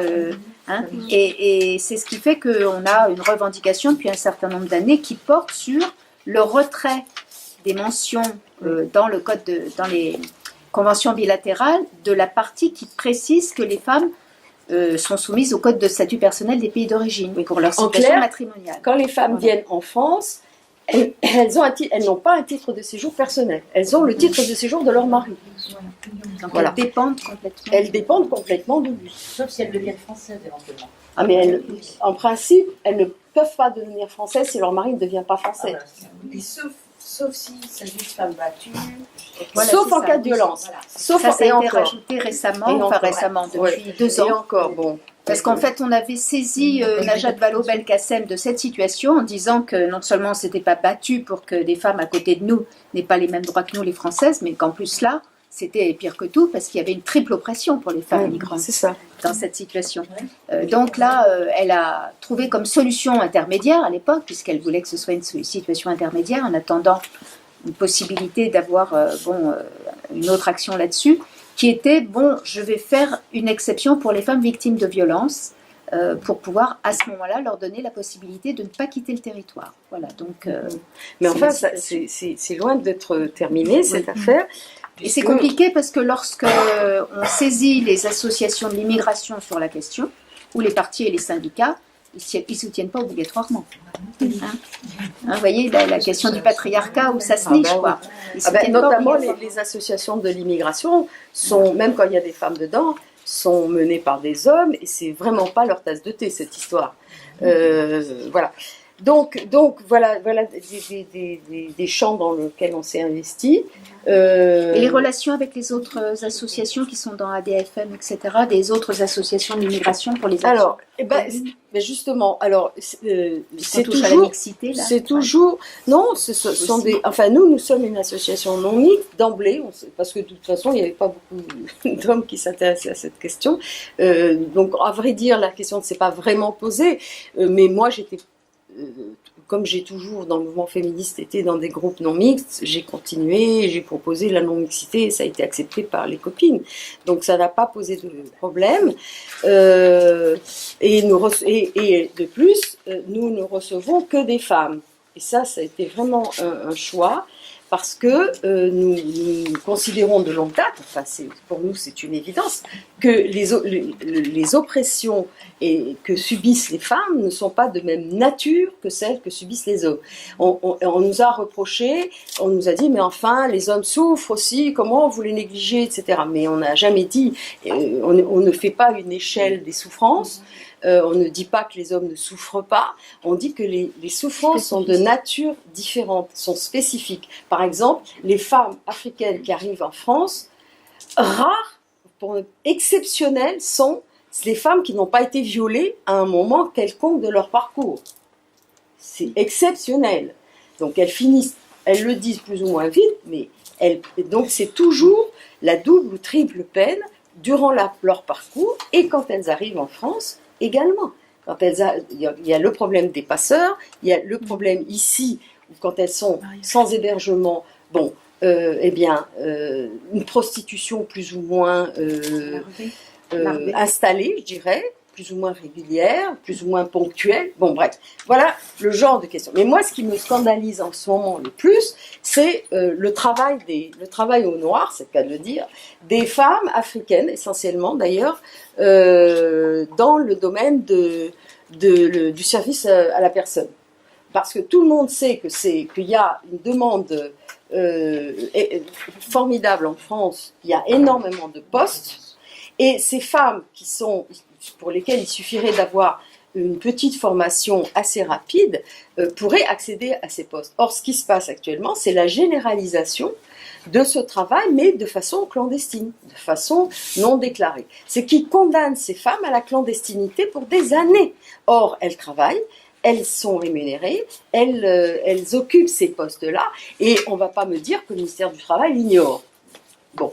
Donc c'est volontairement qu'on maintient ces femmes dans ce statut où elles travaillent sans avoir aucun droit, évidemment. Et nous cherchons en ce moment, par exemple, concrètement, une façon de faire éclater ce scandale-là, parce qu'il est généralisé, il est massif. Le nombre de femmes qui font de l'aide à la personne, qui travaillent, au vu et au su de tout le monde, y compris des assistantes sociales, sans être déclaré. Sans être déclaré et au bout de plusieurs années, il faut normalement, jusqu'à récemment, il fallait 5 ans de fiche de paye et 5 contrats, ou un contrat de travail de 5 ans pour pouvoir commencer à demander un titre de séjour. Vous imaginez, pour trouver un logement, pour élever les enfants. Bon. Voilà. Donc, en un mot, ce qui est pour moi le scandale des scandales, c'est qu'en fait, toutes les femmes en France, vis-à-vis de la loi française, elles sont inégales devant la loi. Voilà. Et à partir du moment où elles sont étrangères, et la loi française reconduit la domination légale qui existe dans leur pays d'origine. Et c'est contre ça, en ce moment, c'est contre ça qu'on se bat. Bien. Et bien, maintenant à toi, Delphine, et ensuite vous aurez la parole. Alors, moi j'ai plutôt l'expérience en milieu autonome, où il ne s'agit pas d'associations, d'organisations ou de collectifs à proprement parler. Donc, je peux parler de mon expérience au sein de MeToo, surtout, qui a été assez bouleversante.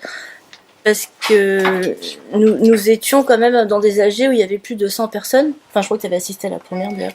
Et c'était assez. Enfin, je pense quand même que c'est quelque chose quand même qui s'est passé d'historique. Beaucoup de personnes l'ont rappelé. Et c'est vrai que ça faisait. Enfin, c'était assez impressionnant de voir la multitude de personnes différentes aussi qui pouvaient assister à ces AG. Mais après, ce qui s'est passé, ça a été très difficile en fait à gérer tout ça parce que moi ça me fait beaucoup penser aux années 70, à ce que je connais du MLF ou à ce que j'ai appris, à ce que certaines m'ont raconté parce que on était ensemble, il y avait une frénésie à être ensemble et en même temps c'était quelque chose qui peut être aussi assez destructeur parce qu'on se rend compte qu'il y a alors d'un côté il y a des militantes aguerries qui sont très politisées ou voilà et de l'autre côté il y a des personnes qui sont en situation vraiment de souffrance qui viennent parce que MeToo ça a été quand même avant tout la libération de la parole. Alors on pensait, enfin je pense en tout cas je pensais qu'il y avait eu quand même une libération. On parle beaucoup du moment de libération des femmes et que c'était quelque chose d'intégrer en nous et en fait ce qui change aussi je pense c'est que on a intégré. On a eu l'impression, enfin la génération actuelle a eu l'impression alors oui effectivement on a gagné en droit, on a gagné en liberté de mouvement, on peut aller à l'école, on peut porter des pantalons, faire des trucs de base quoi, on peut avorter, enfin voilà, mais en même temps dans les rapports hommes-femmes il y a quelque chose où comme tu le disais j'en ai eu je l'ai découvert avec beaucoup de douleur que finalement on en était encore au même point. Non pas que ce qui avait été fait n'a pas servi, pas ça, mais que et la difficulté c'est surtout de prendre conscience en fait de toutes les choses subies en fait. Et il y a quand même la vie a changé. Enfin, on a Internet, on a les réseaux sociaux, on a. Il y a eu aussi la révolution sexuelle qui a changé des choses, quand même. Bon, là, on a parlé du phare tout à l'heure. Je trouve ça cool. Enfin, moi, j'aimais bien le phare. Enfin, on a vu Françoise Daubonne, que j'aime beaucoup, Françoise Daubonne, et qui a été quand même à l'origine de pas mal de mots comme phallocrate, l'écoféminisme et tout. Donc, elle était quand même assez avant-gardiste. Et ce que je trouve intéressant, c'est qu'on parle de révolution sexuelle. Oui, ok, d'accord, mais c'était la révolution sexuelle de qui, déjà? Bah, pour moi, c'est la révolution sexuelle des hommes. Au début, pour parler de l'histoire, il y a eu au MLF, il y avait les hétéros et les lesbiennes. Bon, et beaucoup de féministes ont toujours été lesbiennes. Bon, avec MeToo, c'est exactement la même chose qui s'est passée. Et c'était assez marrant de voir que finalement, les lesbiennes étaient un peu en majorité et que les hétéros, il y avait toujours il y avait cette peur en fait, cette difficulté aussi de dialogue et je pense que beaucoup de personnes de personnes hétéros, enfin de filles hétéros pour le coup, elles ont pris conscience aussi grâce à le fait de côtoyer des lesbiennes et de voir certaines autres choses, elles ont pris conscience de pas mal de choses dans leur vie. Elles ont même eu des doutes. Enfin voilà, il y en a pas qui sont dit mais oui dans le mouvement MeToo et c'est en ce sens où je trouve aussi que c'est vachement enfin, on peut faire le parallèle avec le MLF, voilà. Et en même temps, dans les années 70, les lesbiennes, au bout d'un moment, ils ont fallu qu'elles se sont séparées aussi des hétéros. Et après, il y a eu le phare, et au début, c'était plutôt des femmes, mais après, il y a beaucoup de mecs qui sont venus. Et c'est aussi pour ça que les Gouines Rouges se sont constituées. D'ailleurs, je fais un travail de documentaire là sur les Gouines Rouges, et c'est assez intéressant parce que moi, je suis pour la non-mixité. La non-mixité, parce que je pense que c'est important, et c'est ce que les années 70 m'ont appris en tout cas, que c'est à nous-mêmes de nous définir en tant que nous-mêmes. Et ça pour moi, ça s'applique à tous les groupes sociaux qui puissent exister, aussi différents qu'ils puissent être. Et c'est pour ça que je trouve qu'il y a une évolution et que le féminisme est quand même en France quand même fracturé. Enfin, on peut le dire, et c'est voilà, et c'est dommage parce que alors, tu as évoqué la PMA, les lois sur la prostitution, pénalisation du client, tout ça. Voilà, il y a plusieurs courants. Moi, je me situe, enfin, je suis pas pour les autres. Enfin, il y a forcément des oppositions, mais je pense que c'est des différences de lecture et c'est surtout un manque de communication entre nous. Il y a des antécédents qui se sont passés et ça, je le regrette et je pense que les torts sont des deux côtés, mais vraiment. Et qu'il serait temps qu'on puisse parler ensemble. Et après, c'est très dur pour les personnes concernées. Ça, j'en ai fait l'expérience aussi. Quand on parlait en AG, quand on est directement concerné par un sujet, c'est très dur politiquement d'avoir un discours pas rationnel, mais serein en tout cas. Sur les mêmes ondes. Enfin, je veux dire... Mais même, mesuré, pas dans la provocation. Et en même temps... les féministes ont été dans la provocation à un moment donné. Et c'est normal. Enfin, je veux dire, c'est les homosexuels aussi, les lesbiennes aussi, c'est normal au bout d'un moment. Les immigrés, enfin les personnes racisées, c'est normal d'être sur la provocation. Voilà, parce qu'il y a toujours des dominants et des dominés, malheureusement. Et avec MeToo, en fait, il y avait d'un côté, il fallait essayer de prendre en charge la souffrance que les personnes pouvaient ressentir. Et moi-même, on a fait un groupe de parole. Enfin, on pensait que c'était un groupe de parole, mais après, on s'est rendu compte que c'était un groupe de conscience, en référence ce groupe de parole, c'est pas pareil, c'est plutôt une visée thérapeutique et c'est plutôt professionnel, voilà. Et c'est vrai que, en parlant entre nous, c'était ça, c'était la force de MeToo et c'est la force du féminisme pour moi. Et c'est de parler entre personnes concernées et de pouvoir échanger librement et de découvrir en écoutant les autres pouvoir aussi identifier ce qui ne va pas, en fait, parce que c'est très dur d'identifier ce qui ne va pas. Et en même temps, on a parlé, pour revenir à la libération sexuelle, c'était quand même plutôt les mecs, et il me semble qu'au début, en mai 68 aussi, il y a eu des trucs, c'était parce que les mecs, ils voulaient arriver au dortoir des filles. Donc, tout ça aussi, c'est, d'un côté, la libération sexuelle, c'est cool quand ça colle au désir purement masculin, quoi. Donc c'est vrai qu'il y a eu quand même les femmes. C'était le thème d'une émission hier soir à la télévision, 68 années érotiques. Y a-t-il eu une libération sexuelle pour les femmes? Et c'est très dur aussi pour les nouvelles générations parce que du fait qu'il y ait plus de droits, les femmes en fait en font 2 fois plus, je trouve même 3 fois plus.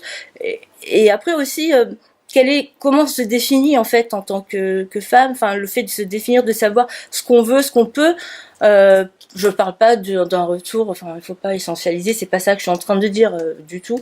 Mais qu'est-ce qu'on peut faire nous de différent en fait? Et moi c'est ça qui m'importe vraiment. Qu'est-ce qu'on peut faire de différent? Et j'ai l'impression que beaucoup de filles de ma génération, en tout cas, ont voulu être pareilles que les garçons.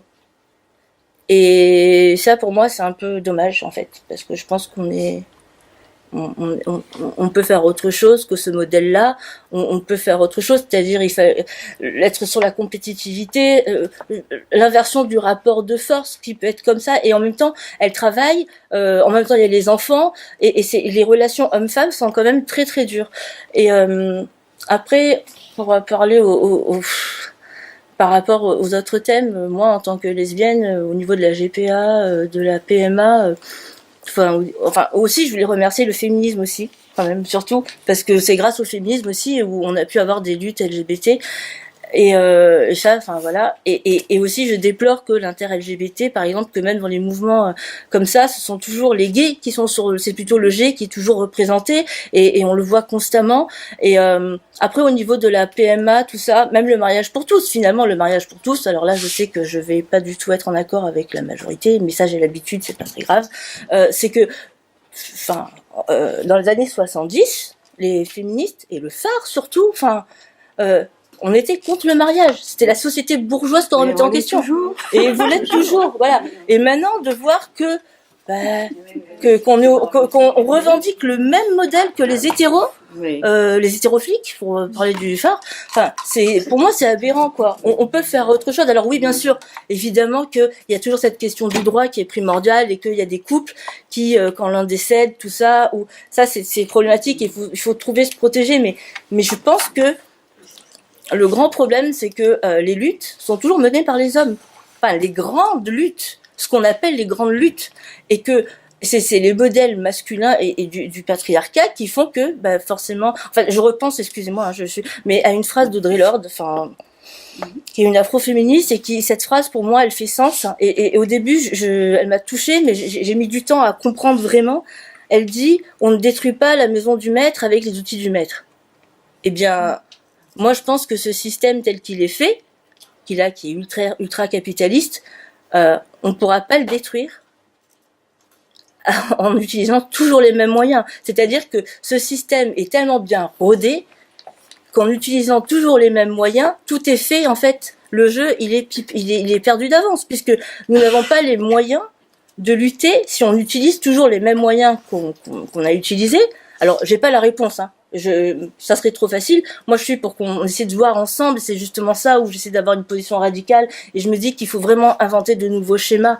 Et que pour moi, le féminisme, comme ça remet en cause vraiment le pouvoir et plein de choses, et enfin voilà, ça a été révolutionnaire quand même dans ma vie. Je pense que c'est un angle vraiment important à adopter. Et je trouve aussi que les féministes ont toujours été assez visionnaires aussi, en avance. Enfin, on parlait de tout à l'heure, je parlais de Françoise de Bonne avec l'écoféminisme et tout. Enfin voilà, il y a des écrivains aussi. On parle beaucoup de la Servante écarlate, par exemple, qui a toujours quand même une vision un peu. On y est en plein quand même dedans. Enfin voilà. Et après, par rapport aux questions, j'y tiens quand même de le dire, c'est que ces dernières années, ces dernières années, il y a deux côtés du féminisme en France, et j'ai l'impression que c'est quand même terriblement français. Et ça, moi, ça me peine énormément, et parce que j'ai des amitiés des deux côtés en fait. Et d'entrer dans le premier groupe où j'ai milité, on me représentait le CNDF comme l'ennemi, et je pense pas qu'entre nous-mêmes on soit vraiment ennemis.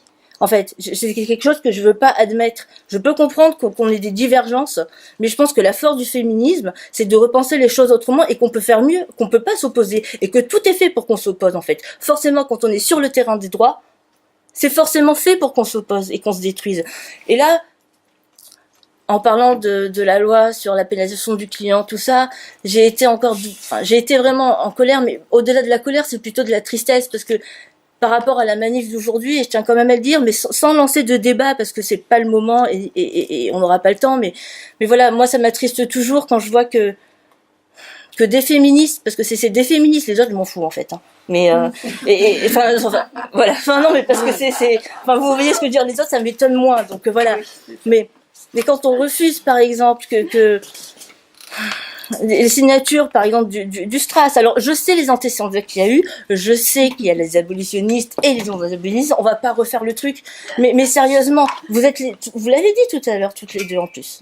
C'est que vous pensez que c'est aux personnes concernées, et que ce soit les personnes racisées, et que ce soit voilà. On m'a envoyé un texto, on m'a dit que le Stras, il y avait que des mecs, hein, aujourd'hui. Non, moi j'y suis allée, et le problème c'est que franchement, il y avait 15 ou 20 personnes, et il y avait pas mal de filles, il y avait 4 ou 5 mecs peut-être, voilà. Bon, non, mais tu sais, Delphine, si tu termines et je vais te dire quelque chose. Ce que je veux dire, c'est que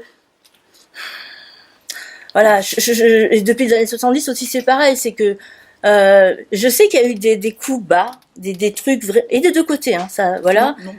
On n'a jamais squatté et on n'a jamais agressé un événement réglementariste du Stras. Jamais. Et systématiquement, les mouvements abolitionnistes viennent et ils tapent. Et c'est filmé. Oui, absolument. Ils tapent.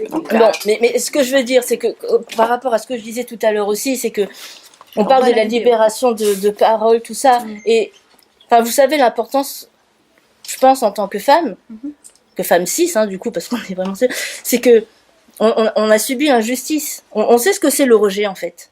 Aussi, quand on peut être lesbienne ou racisée. Voilà. On sait ce que c'est le rejet. On le sait. Vous le savez. Et moi, je suis pas là, je fais pas, il y a pas des gentils ou des méchants d'un côté, mais je pense que vraiment, la douleur, en fait, qui est représentée, c'est que, et en plus, c'était par rapport, c'est pas trop cohérent parce que il y avait des associations qui ont les mêmes positions non abolitionnistes et pour lesquelles ça pas. Après, je comprends que d'un point de vue féministe, j'ai rien contre les organisations non abolitionnistes et je suis très copine avec elles, fière, tout ça. Pour moi, le Stras, c'est à part. Ce n'est pas que un mouvement non abolitionniste, c'est un mouvement masculin, violent et lobbyant pour la réglementation du proxénétisme. Point. Et franchement, j'ai des copines. J'ai cité tout à l'heure Paola Tabet et Jules Falquet. Aucune des deux n'est abolitionniste. Et c'est des grandes...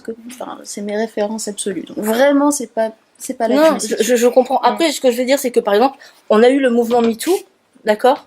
On a eu le mouvement MeToo. On a eu la chance d'avoir... je pense que c'était une chance. Bon, que ce soit en Espagne, en Turquie, on peut pas dire que ce soit voilà, en Turquie, il y a eu un mouvement massif, mais vraiment massif, féministe le 8 mars. De partout, il y a eu des grands trucs. Mais pourquoi en France on l'a pas eu ? Et pourquoi en France on l'a pas eu ? Parce qu'il y a deux courants et que malheureusement, pour des trucs politiques sur lesquels on n'arrive pas à... Il y a même pas à se mettre d'accord ou pas d'accord, je pense. Je pense que rien que le fait de... Déjà, la loi, elle est passée de toute manière. Enfin, vous voyez, la loi, elle est passée, voilà. Bon, ben, je pense pas que le Stras... Enfin, moi, je suis pas là... Je me présente en tant qu'allié parce que, voilà, j'ai des copines aussi qui sont là-bas que je respecte. Et je pense que les personnes... Moi, c'est ça qui me dérange, en fait. C'est-à-dire que alors, vous allez dire prostituées. Moi, je vais dire travailleuse du sexe juste pour montrer, voilà. C'est des termes politiques. C'est que Je suis la pute gratuite par ailleurs sur la liste. Mais c'est que je pense que c'est important aussi que les travailleuses du sexe puissent elles-mêmes décider de ce qu'elles vivent. Et là, on n'est pas sur le terrain de... Enfin, moi, je suis pas pour la prostitution et je pense pas qu'au Stras, il y ait des personnes qui soient pour la prostitution. Enfin, franchement. Je pense qu'il y a eu beaucoup de provocations. Non, il y a eu beaucoup de provocations. C'est assumé, c'est écrit noir sur blanc et c'est pour la dépénalisation du proxénétisme. Oui. Le Stras, ce qu'il revendique, c'est qu'il n'y ait plus de proxénètes, il n'y ait plus que des hommes d'affaires. Point. C'est tout. Je pense que c'est des débats qu'on pourrait avoir avec les personnes. Et par ailleurs, mais... j'ai une très bonne copine qui s'appelle Morgane Merteuil que j'adore et elle a quitté le Stras avec le hashtag Class War en disant que ce n'était plus un mouvement lutte. Oui, mais je pense quand même que voilà. Que disons qu'il faut prendre en compte. Oui, mais je le savais. mais je veux dire, enfin voilà, on peut parler sans s'opposer. Enfin, moi, il y a beaucoup de personnes que je respecte. Il y en a qui le font quand même. Il y en a qui le font, oui. Mais parce que c'est très dur pour les personnes concernées aussi, quand elles se sentent rejetées. Et c'est pas pour vous culpabiliser ou quoi que ce soit, mais vous savez très bien ce que c'est quand même aussi. C'est très dur, on l'a toutes vécu. C'est très dur d'avoir un discours qui soit politiquement clair, enfin comment dire, politiquement, voilà, qui tiennent la route, qui soient pas dans la provocation et qui puissent pas heurter. Et après, je pense que c'est vraiment important que de toute manière, parce que par rapport à ces questions-là, les questions de aussi bon, il y a eu les questions du voile, tout ça, c'est les deux points vraiment clivants du féminisme en France actuellement. Voilà. Bon là, ça a pas mal évolué. Oui, ça a pas mal évolué. C'est plutôt vraiment sur le terme de la prostitution où là vraiment il y a un grand truc. Mais je pense qu'on a vraiment un travail à faire ensemble et que après, je sais pas si on pourra s'entendre ou quoi, mais en tout cas, je pense que vraiment c'est quelque chose à faire parce que pour le coup, et ça c'est dommage parce qu'il y avait le 8 mars pour toutes, là ça s'est pas fait en grande partie à cause de MeToo, parce que MeToo malheureusement n'avait pas eu les positions politiques claires enfin bref, voilà, mais je pense que c'est ça aussi qui fait défaut et qui empêche certaines personnes de s'engager. C'est-à-dire que, parce que ça s'est passé au sein de MeToo, il y a des filles qui sont venues, elles se sont dit, ah mais en fait, ok d'accord, en fait le féminisme c'est tout ça. Elles savaient pas qu'il y avait des trucs, parce que c'est forcément politique et forcément il y a des trucs et c'est pas évident pour tout le monde et il y a beaucoup de personnes qui sont découragées aussi. Et donc je pense que si on veut vraiment, on peut le faire en tout cas comme dans les autres pays et que, enfin moi je suis vraiment pour qu'on parle et qu'on continue le dialogue mais après je sais qu'est-ce que c'est au niveau éthique. Même avec des non-abolitionnistes, et franchement tant que tu ne jettes pas de faux sang sur moi, t'es ma copine. Non, mais on a compris. En fait, ce que tu poses, il ne faut pas croire que ça se passe que dans le féminisme. Ce type de rapport-là, ça se passe dans toutes les organisations. Mais c'est pas une raison pour que le féminisme le reproduise. Dans le féminisme, on pourrait pas. C'est une autre question. Ça pose vraiment beaucoup de questions qu'on ne peut pas voir là maintenant. Mais attendez, ce que je voudrais dire quand même avant qu'on se sépare, parce que ce qui est dommage, c'est que si on peut quand même donner la parole à quelques personnes, parce qu'on peut rester ici encore un moment. Mais je pense qu'il y a de ce qui est de l'ordre de la controverse, c'est-à-dire la controverse est toujours très positive parce que ça permet un peu de comprendre chacune où on en est et comment on peut avancer. Et puis il y a de ce qui est de l'ordre de la contradiction. Et c'est pas pareil. C'est-à-dire que quand on prend la question du voile ou qu'on prend la question de la prostitution, pour les féministes qui sont abolitionnistes par exemple, ou pour les féministes qui ne sont pas pour le voile, on considère qu'on n'est pas d'accord là-dessus. Pourquoi ? Parce que c'est une aliénation des femmes, c'est tout. Parce que c'est la forme du patriarcat qui permet effectivement de dominer les femmes. Et c'est pas pour autre chose. Maintenant, et puis par ailleurs, il y a les pratiques. Alors quand les pratiques, comme des gens du Stras, envahissent la maison des femmes et cassent tout pour dire nous on existe, c'est nous qui comptons, non, on ne peut pas être d'accord. Voilà, c'est tout. Ça, c'est une question de non-violence aussi. Bon, et ben écoutez, vous avez la parole. Juste Vous avez peut-être, envie de la moi, prendre. Monique, On peut quand même non, deux, trois. après, Non, il faut est-ce que peut-être je peux deux, dire trois. deux- Tu vas le dire dans les. Bon, d'accord, je Il dirai faut dans- deux, trois questions. Il faut que deux, trois personnes puissent dire ce qu'elles ont envie de dire, si elles ont encore envie de dire quelque chose, parce qu'on peut rester ici encore un quart d'heure. Rapidement, moi je suis très frustrée qu'on ne parle pas plus de ce coup de tonnerre de MeToo et des conséquences au niveau de l'explosion de la parole partout. Moi, ça m'a fait penser aux années 70 où il y avait des groupes femmes et maintenant c'est aussi groupes femmes, groupes hommes, tout le monde en parle. Donc moi j'aurais voulu savoir s'il y avait... si on assistait à quelque chose de tangible dans l'évolution, quoi, c'est une étape. Un jeune m'a dit ah non, il n'y a pas de problème. Le féminisme a beaucoup avancé. La preuve, c'est que nous, les gars, on s'occupe des gosses maintenant. Et c'est vrai qu'il y a les nouveaux pères, il y a eu plein d'avancées. Et il y a tout d'un coup ça qui apparaît sur Dans la scène sociale. caché, voilà. Et, voilà. Moi, je voulais savoir si vous avez perçu, au-delà des organisations, parce que là, vous êtes en train de régler des trucs sur les organisations, au-delà des organisations, si vous avez perçu vraiment quelque chose qui est un signe d'avancée, d'espoir. Oui, allez-y, je veux bien répondre vite fait oui. cette fois-ci. Mais en fait, je pense que le militantisme, la manière de militer aussi a pas mal évolué, aussi grâce aux réseaux sociaux, à Internet, et que il y a le militantisme physique, on va dire. Et après, il y a tout ce qui se passe sur Internet aussi, et c'est de voir aussi, il y a Petachnek aussi, par exemple, où c'est une fille qui a fait une page, en fait, un truc, au début c'était un Tumblr, où elle récolte tous les témoignages sexistes que les femmes peuvent subir dans la rue, des remarques des hommes désobligeantes, mais vraiment des trucs de haut vol, quoi. Enfin, en même temps, c'est des trucs tellement basiques que, enfin, malheureusement, enfin voilà. Et ça aussi, c'est pas mal. Il y a d'autres manières de militer. Il y a plein de gens qui s'organisent.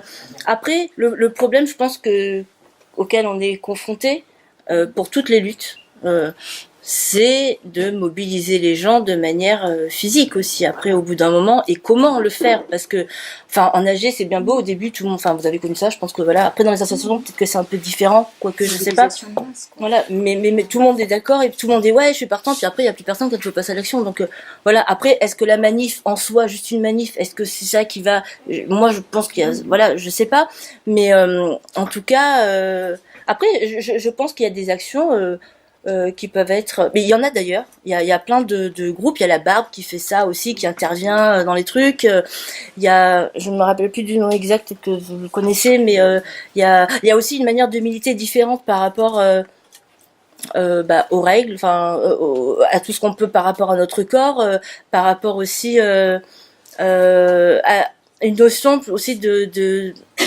comment on aborde par exemple les règles, ça c'est hyper important, de parler aussi de ça, de se dire tel truc, tout ça, il y a l'endométriose, enfin plein de trucs qui font aussi que c'est du militantisme différent, mais qui en fait, moi je pense que l'éducation c'est de toute façon c'est la base, et que si on sait pas identifier ce qui nous opprime, on peut pas le combattre vraiment. On pense que voilà, c'est et ça du coup, il y a pas mal de trucs comme ça qui se font et qui sont peut-être aussi accessibles d'une manière pour le plus grand nombre, d'une manière plus évidente quoi, qu'un livre ou un truc, parce que bon voilà, il y a des jeunes aussi qu'il faut c'est pas évident aussi comment. Ce qu'on peut peut-être penser, c'est que le déferlement de MeToo, qui est très important, je pense personnellement, va avoir des ramifications très importantes, et elles sont déjà internationales, parce que maintenant, de toute façon, l'internationalisation des luttes féministes existe.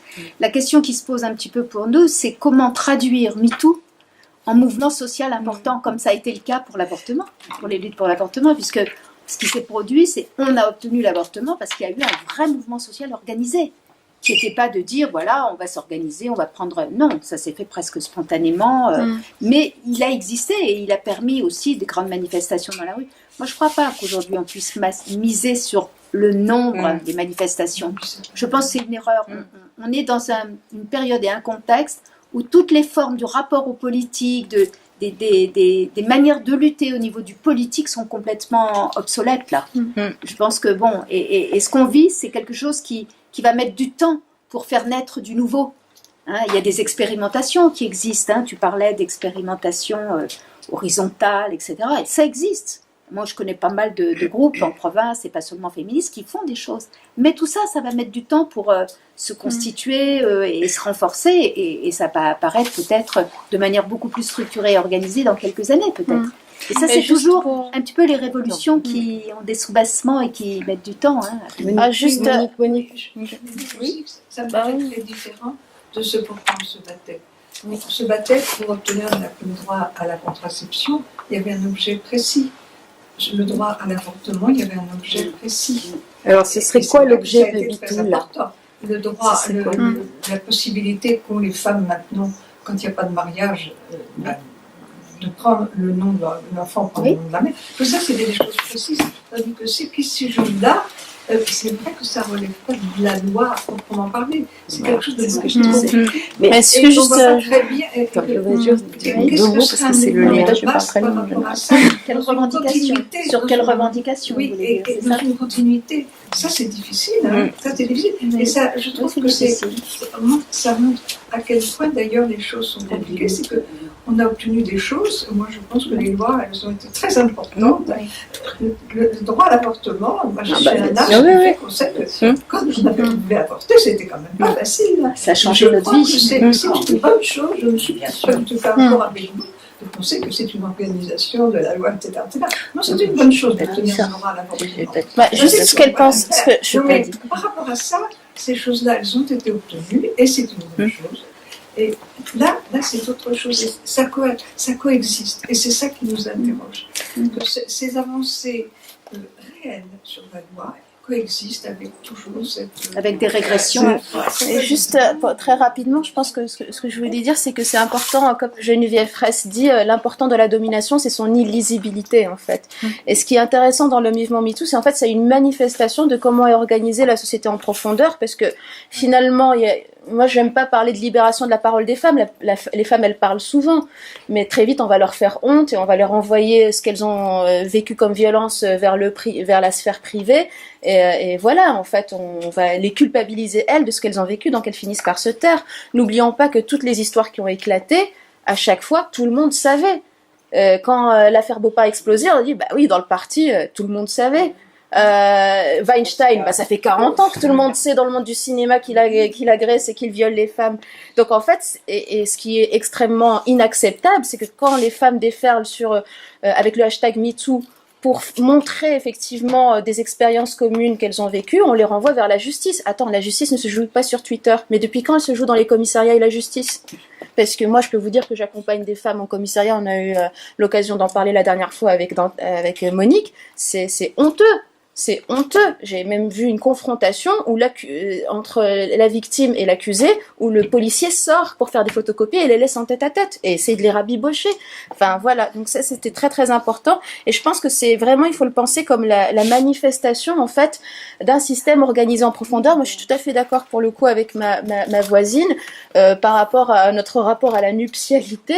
Il faut pas oublier qu'on est héritier d'un système organisé en faveur d'un ordre politique. Le mariage, c'est la distribution des femmes à des hommes dans un souci d'appropriation et d'exploitation de tout ce qui fait leur force de travail, mais aussi de ce qu'elles sont.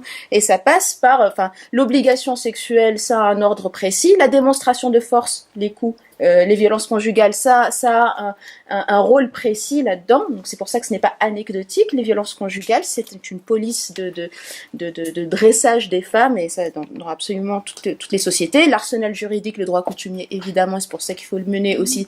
Ces luttes, en fait, c'est un système cohérent, et c'est important qu'on ait conscience de ça pour effectivement essayer de penser autre chose. C'est pour ça que pour moi, par exemple, le patriarcat, c'est une conséquence, c'est pas le système en soi. Je suis beaucoup plus proche de Viti qui dit que c'est l'hétérosexualité qui est le système de base en fait de la société. C'est la distribution des femmes aux hommes au nom de la naturalisation d'un pseudo complémentarité entre les femmes et les hommes, et c'est pour ça qu'elle a tout ce discours refuser d'être une femme, et pour elle être homosexuelle, être lesbienne, c'est pas ne coucher qu'avec des femmes. En fait, on peut tout à fait avoir des rapports sexuels et les pratiques sexuelles qu'on veut avec des femmes et quand même être exploité et d'être dans le système d'exploitation organisé par les hommes sous tout un tas d'autres coutures. Donc c'est vraiment Oui, parce qu'on désobéir n'échappe pas à la société patriarcale. voilà, l'hétérosexualité est le régime politique d'organisation de nos sociétés et il aboutit au patriarcat, c'est-à-dire à la filiation patrilinéaire. Et c'est pour ça que c'est important de revoir le personnes système. qui veulent parler, Martine, et puis vous, et on arrêtera là. Alors, Martine, vas-y. Moi, ce que je voulais dire, c'est que donc, moi, j'ai buté dans les années 70 et je rejoins la dame qui disait que avoir obtenu des droits et avoir obtenu que les lois soient pour nous, c'était magnifique. Alors, MeToo, c'est comme une lutte d'arrière-garde. Enfin, c'est une révélation de ce que vous disiez, de la profondeur abominable qui existe. C'est la fin de l'hypocrisie, etc. On voit que rien n'a avancé. Et moi, ma grande question, c'est quand on a lutté dans les années 70, on voulait l'égalité homme-femme. Pourquoi ne l'a-t-on pas obtenue? Pourquoi la libération sexuelle, elle s'est retournée, comme vous disiez, contre nous? Alors, qu'est-ce que ça veut dire? C'est pas de notre faute à nous, quand même. Nous, on voulait juste l'égalité avec les hommes. On ne voulait pas ni prendre le pouvoir sur eux, ni les castrer, ni je sais pas quoi. On voulait l'égalité homme-femme. Pourquoi on ne l'a pas obtenue? Moi, je me pose des questions. Est-ce que c'est de notre faute à nous, les femmes? Non, je ne crois pas. Parce que les hommes n'en veulent pas. encore. Non, les hommes n'en veulent pas de l'égalité homme-femme. Et le mouvement MeToo a révélé la vérité. Et sinon, je voulais dire... Alors, un mot de conclusion. Attendez, après, vous aurez votre mot de conclusion à la tribune. Non, je vais vous poser une question. Et dans la stratégie pour avoir une égalité, est-ce qu'il existe une sorte de registre ou quelque chose du catalogue qui définit clairement comment aujourd'hui, 2018, quels sont les problèmes exacts, terre à terre, pour arriver à l'égalité? Il y a ça, il y a ça, il y a ça, il y a ça, et de faire un catalogue de même sans problème concret, et qui, de toutes les associations féministes ou autres, qui s'occupent de quoi? Est-ce qu'on peut définir? Ça fait quand même, ça existe. Ça existe, oui, il existe. Ça a l'air égal à différents. Oui, c'est très sûr. Dans le mouvement féministe, il Oui, mais existe. alors s'il existe, alors la dame là qui a dit pourquoi on n'est pas arrivé à l'égalité? Si on savait les 100 différentes actions à faire, pourquoi on n'est pas arrivé? Mais ça dépend qu'est-ce qu'on entend par égalité. Qu'est-ce que c'est l'égalité? Parce que moi, dans ma conception, moi, je veux pas être l'égale d'un homme. Parce que ça voudrait dire que j'accepte d'être comme eux. Mais non, Pas eux en tant qu'être humain. Eux, l'homme en tant que, l'homme en tant que ce système. Si. Égalité dans la société entre toutes les personnes, tous les sexes. Oui, mais ça, c'est pas possible. Attendez, ne faites pas de discussion comme ça. Il y a une situation qui est simplement qu'aujourd'hui, un grand nombre de féministes considèrent qu'on a obtenu, à travers les lois pour lesquelles on s'est battu, ce qu'on appelle l'égalité formelle, c'est-à-dire l'égalité juridique, les mêmes droits avec les hommes. C'est clair, et c'est vrai. Le problème, c'est de faire passer de l'égalité formelle à l'égalité réelle. Mais il n'y a aucun intérêt à ce que ce système le fasse. Maintenant, on peut aussi considérer qu'on n'est pas en accord avec le fait de vouloir être l'égalité des hommes patriarcaux, bien entendu, ou majoritairement élevés dans le patriarcat. Ça, c'est une Oui. je veux dire, ce sont des démarches en tant qui existent. qu'individu, Mais globalement, on peut dire que toutes ces lois nous ont apporté des droits, et ça c'est important, et il ne faut pas le nier. Moi je pense qu'on a eu de grandes avancées de lutte féministe. Maintenant, on est évidemment dans une autre étape, et comme à chaque fois qu'on a eu des grandes avancées, il y a une espèce de blanc pendant 20 ans, 30 ans, une génération, 2 générations. Ça se voit dans tout le mouvement féministe depuis le XVIIIe siècle.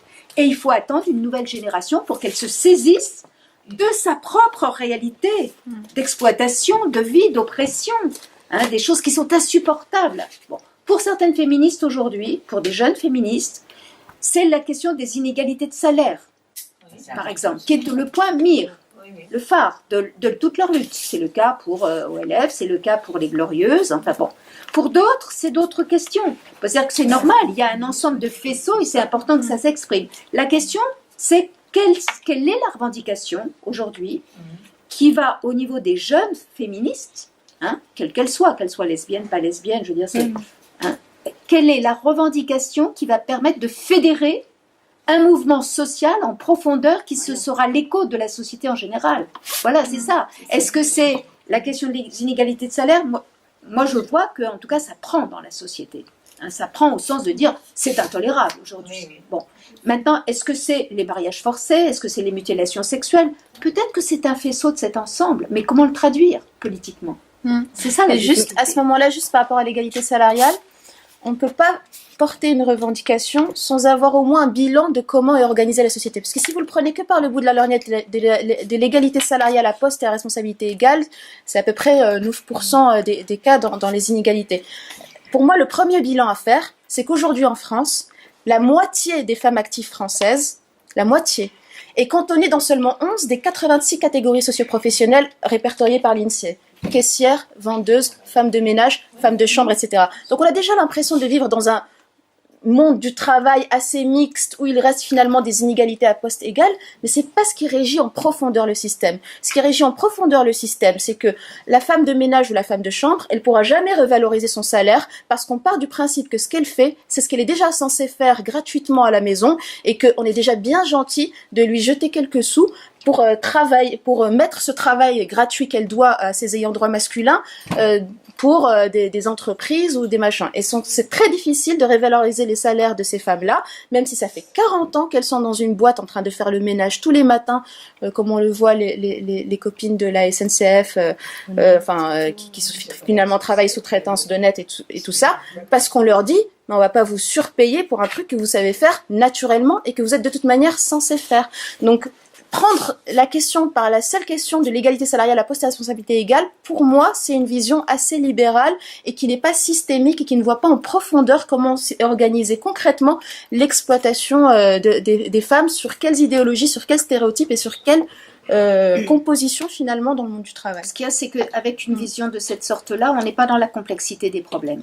C'est-à-dire qu'on a on peut avoir à la fois cette vision et se battre quand même pour l'égalité. Bien sûr. C'est ça, hein, c'est-à-dire que, voilà, on ne peut pas dire au nom du fait que ça sert le système, on ne va pas se battre pour. Mais c'est pas suffisant, Voilà. ce que je veux dire. Mais il faut savoir que c'est pas suffisant. Les caissières qui ne font pas un boulot comme à la maison, elles ne font pas du ménage, elles sont payées au SMIC toute leur vie quand même. Parce que c'est un travail répétitif de machin. Écoutez, je vais vous proposer chacune d'entre vous, mais rapidement, de dire quelque chose, puisqu'il faut qu'on on arrête parce qu'il faut qu'on rende les locaux, et on voudrait quand même voir quelque chose. On en a tous et toutes besoin, je crois, là.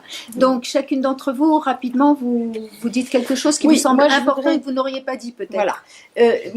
Quand je parlais de tout à l'heure de l'aliénation et de l'intégration des représentations, je me rends compte que ce discours a l'air abstrait. Et en même temps, j'ai dit que c'est exactement ce qui est en train de se passer avec MeToo. Et j'aime bien la phrase de Delphine, on peut pas, quand elle parlait des moyens, et Monique, quand tu dis on attend un mouvement social, mais ça c'est des habitudes de pensée traditionnelles. Ce qui est en train de se passer, c'est une révolution symbolique. Et une révolution symbolique, ça ne passe pas par des mouvements sociaux ou des manifestations ou des grèves. C'est un travail qui se fait en profondeur. Et ça sape les bases de la société. C'est pour ça que je parlais de divine surprise en parlant de MeToo. C'est au-delà de la simple dénonciation de violences faites aux femmes. C'est au-delà. C'est la remise en question de la dimension putain des femmes qui sont inscrites dans l'inconscient des hommes et des femmes.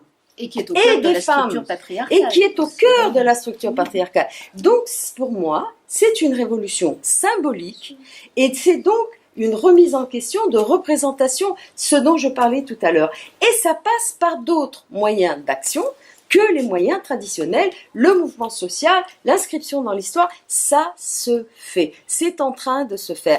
Et vous n'allez pas me dire que des femmes, des jeunes actuellement, je prends un exemple, les jeunes filles, les très jeunes femmes que je connais, la pilule, l'avortement, elles ont l'impression que ça a toujours existé. Que c'est tout à fait... Ça les touchait pas. D'ailleurs, dans le film, il y en a une qui le dit. Ça les touche pas, mais oui, mais on connaît, on a ça, bien sûr. Mais, du coup, les violences et l'offense sexuelle, l'offense, le fait d'être offensé par un geste, par un mot, eh bien là, elles s'y reconnaissent. Elles disent, ah ben oui, ça je connais, ça effectivement, et je sais pas quoi faire.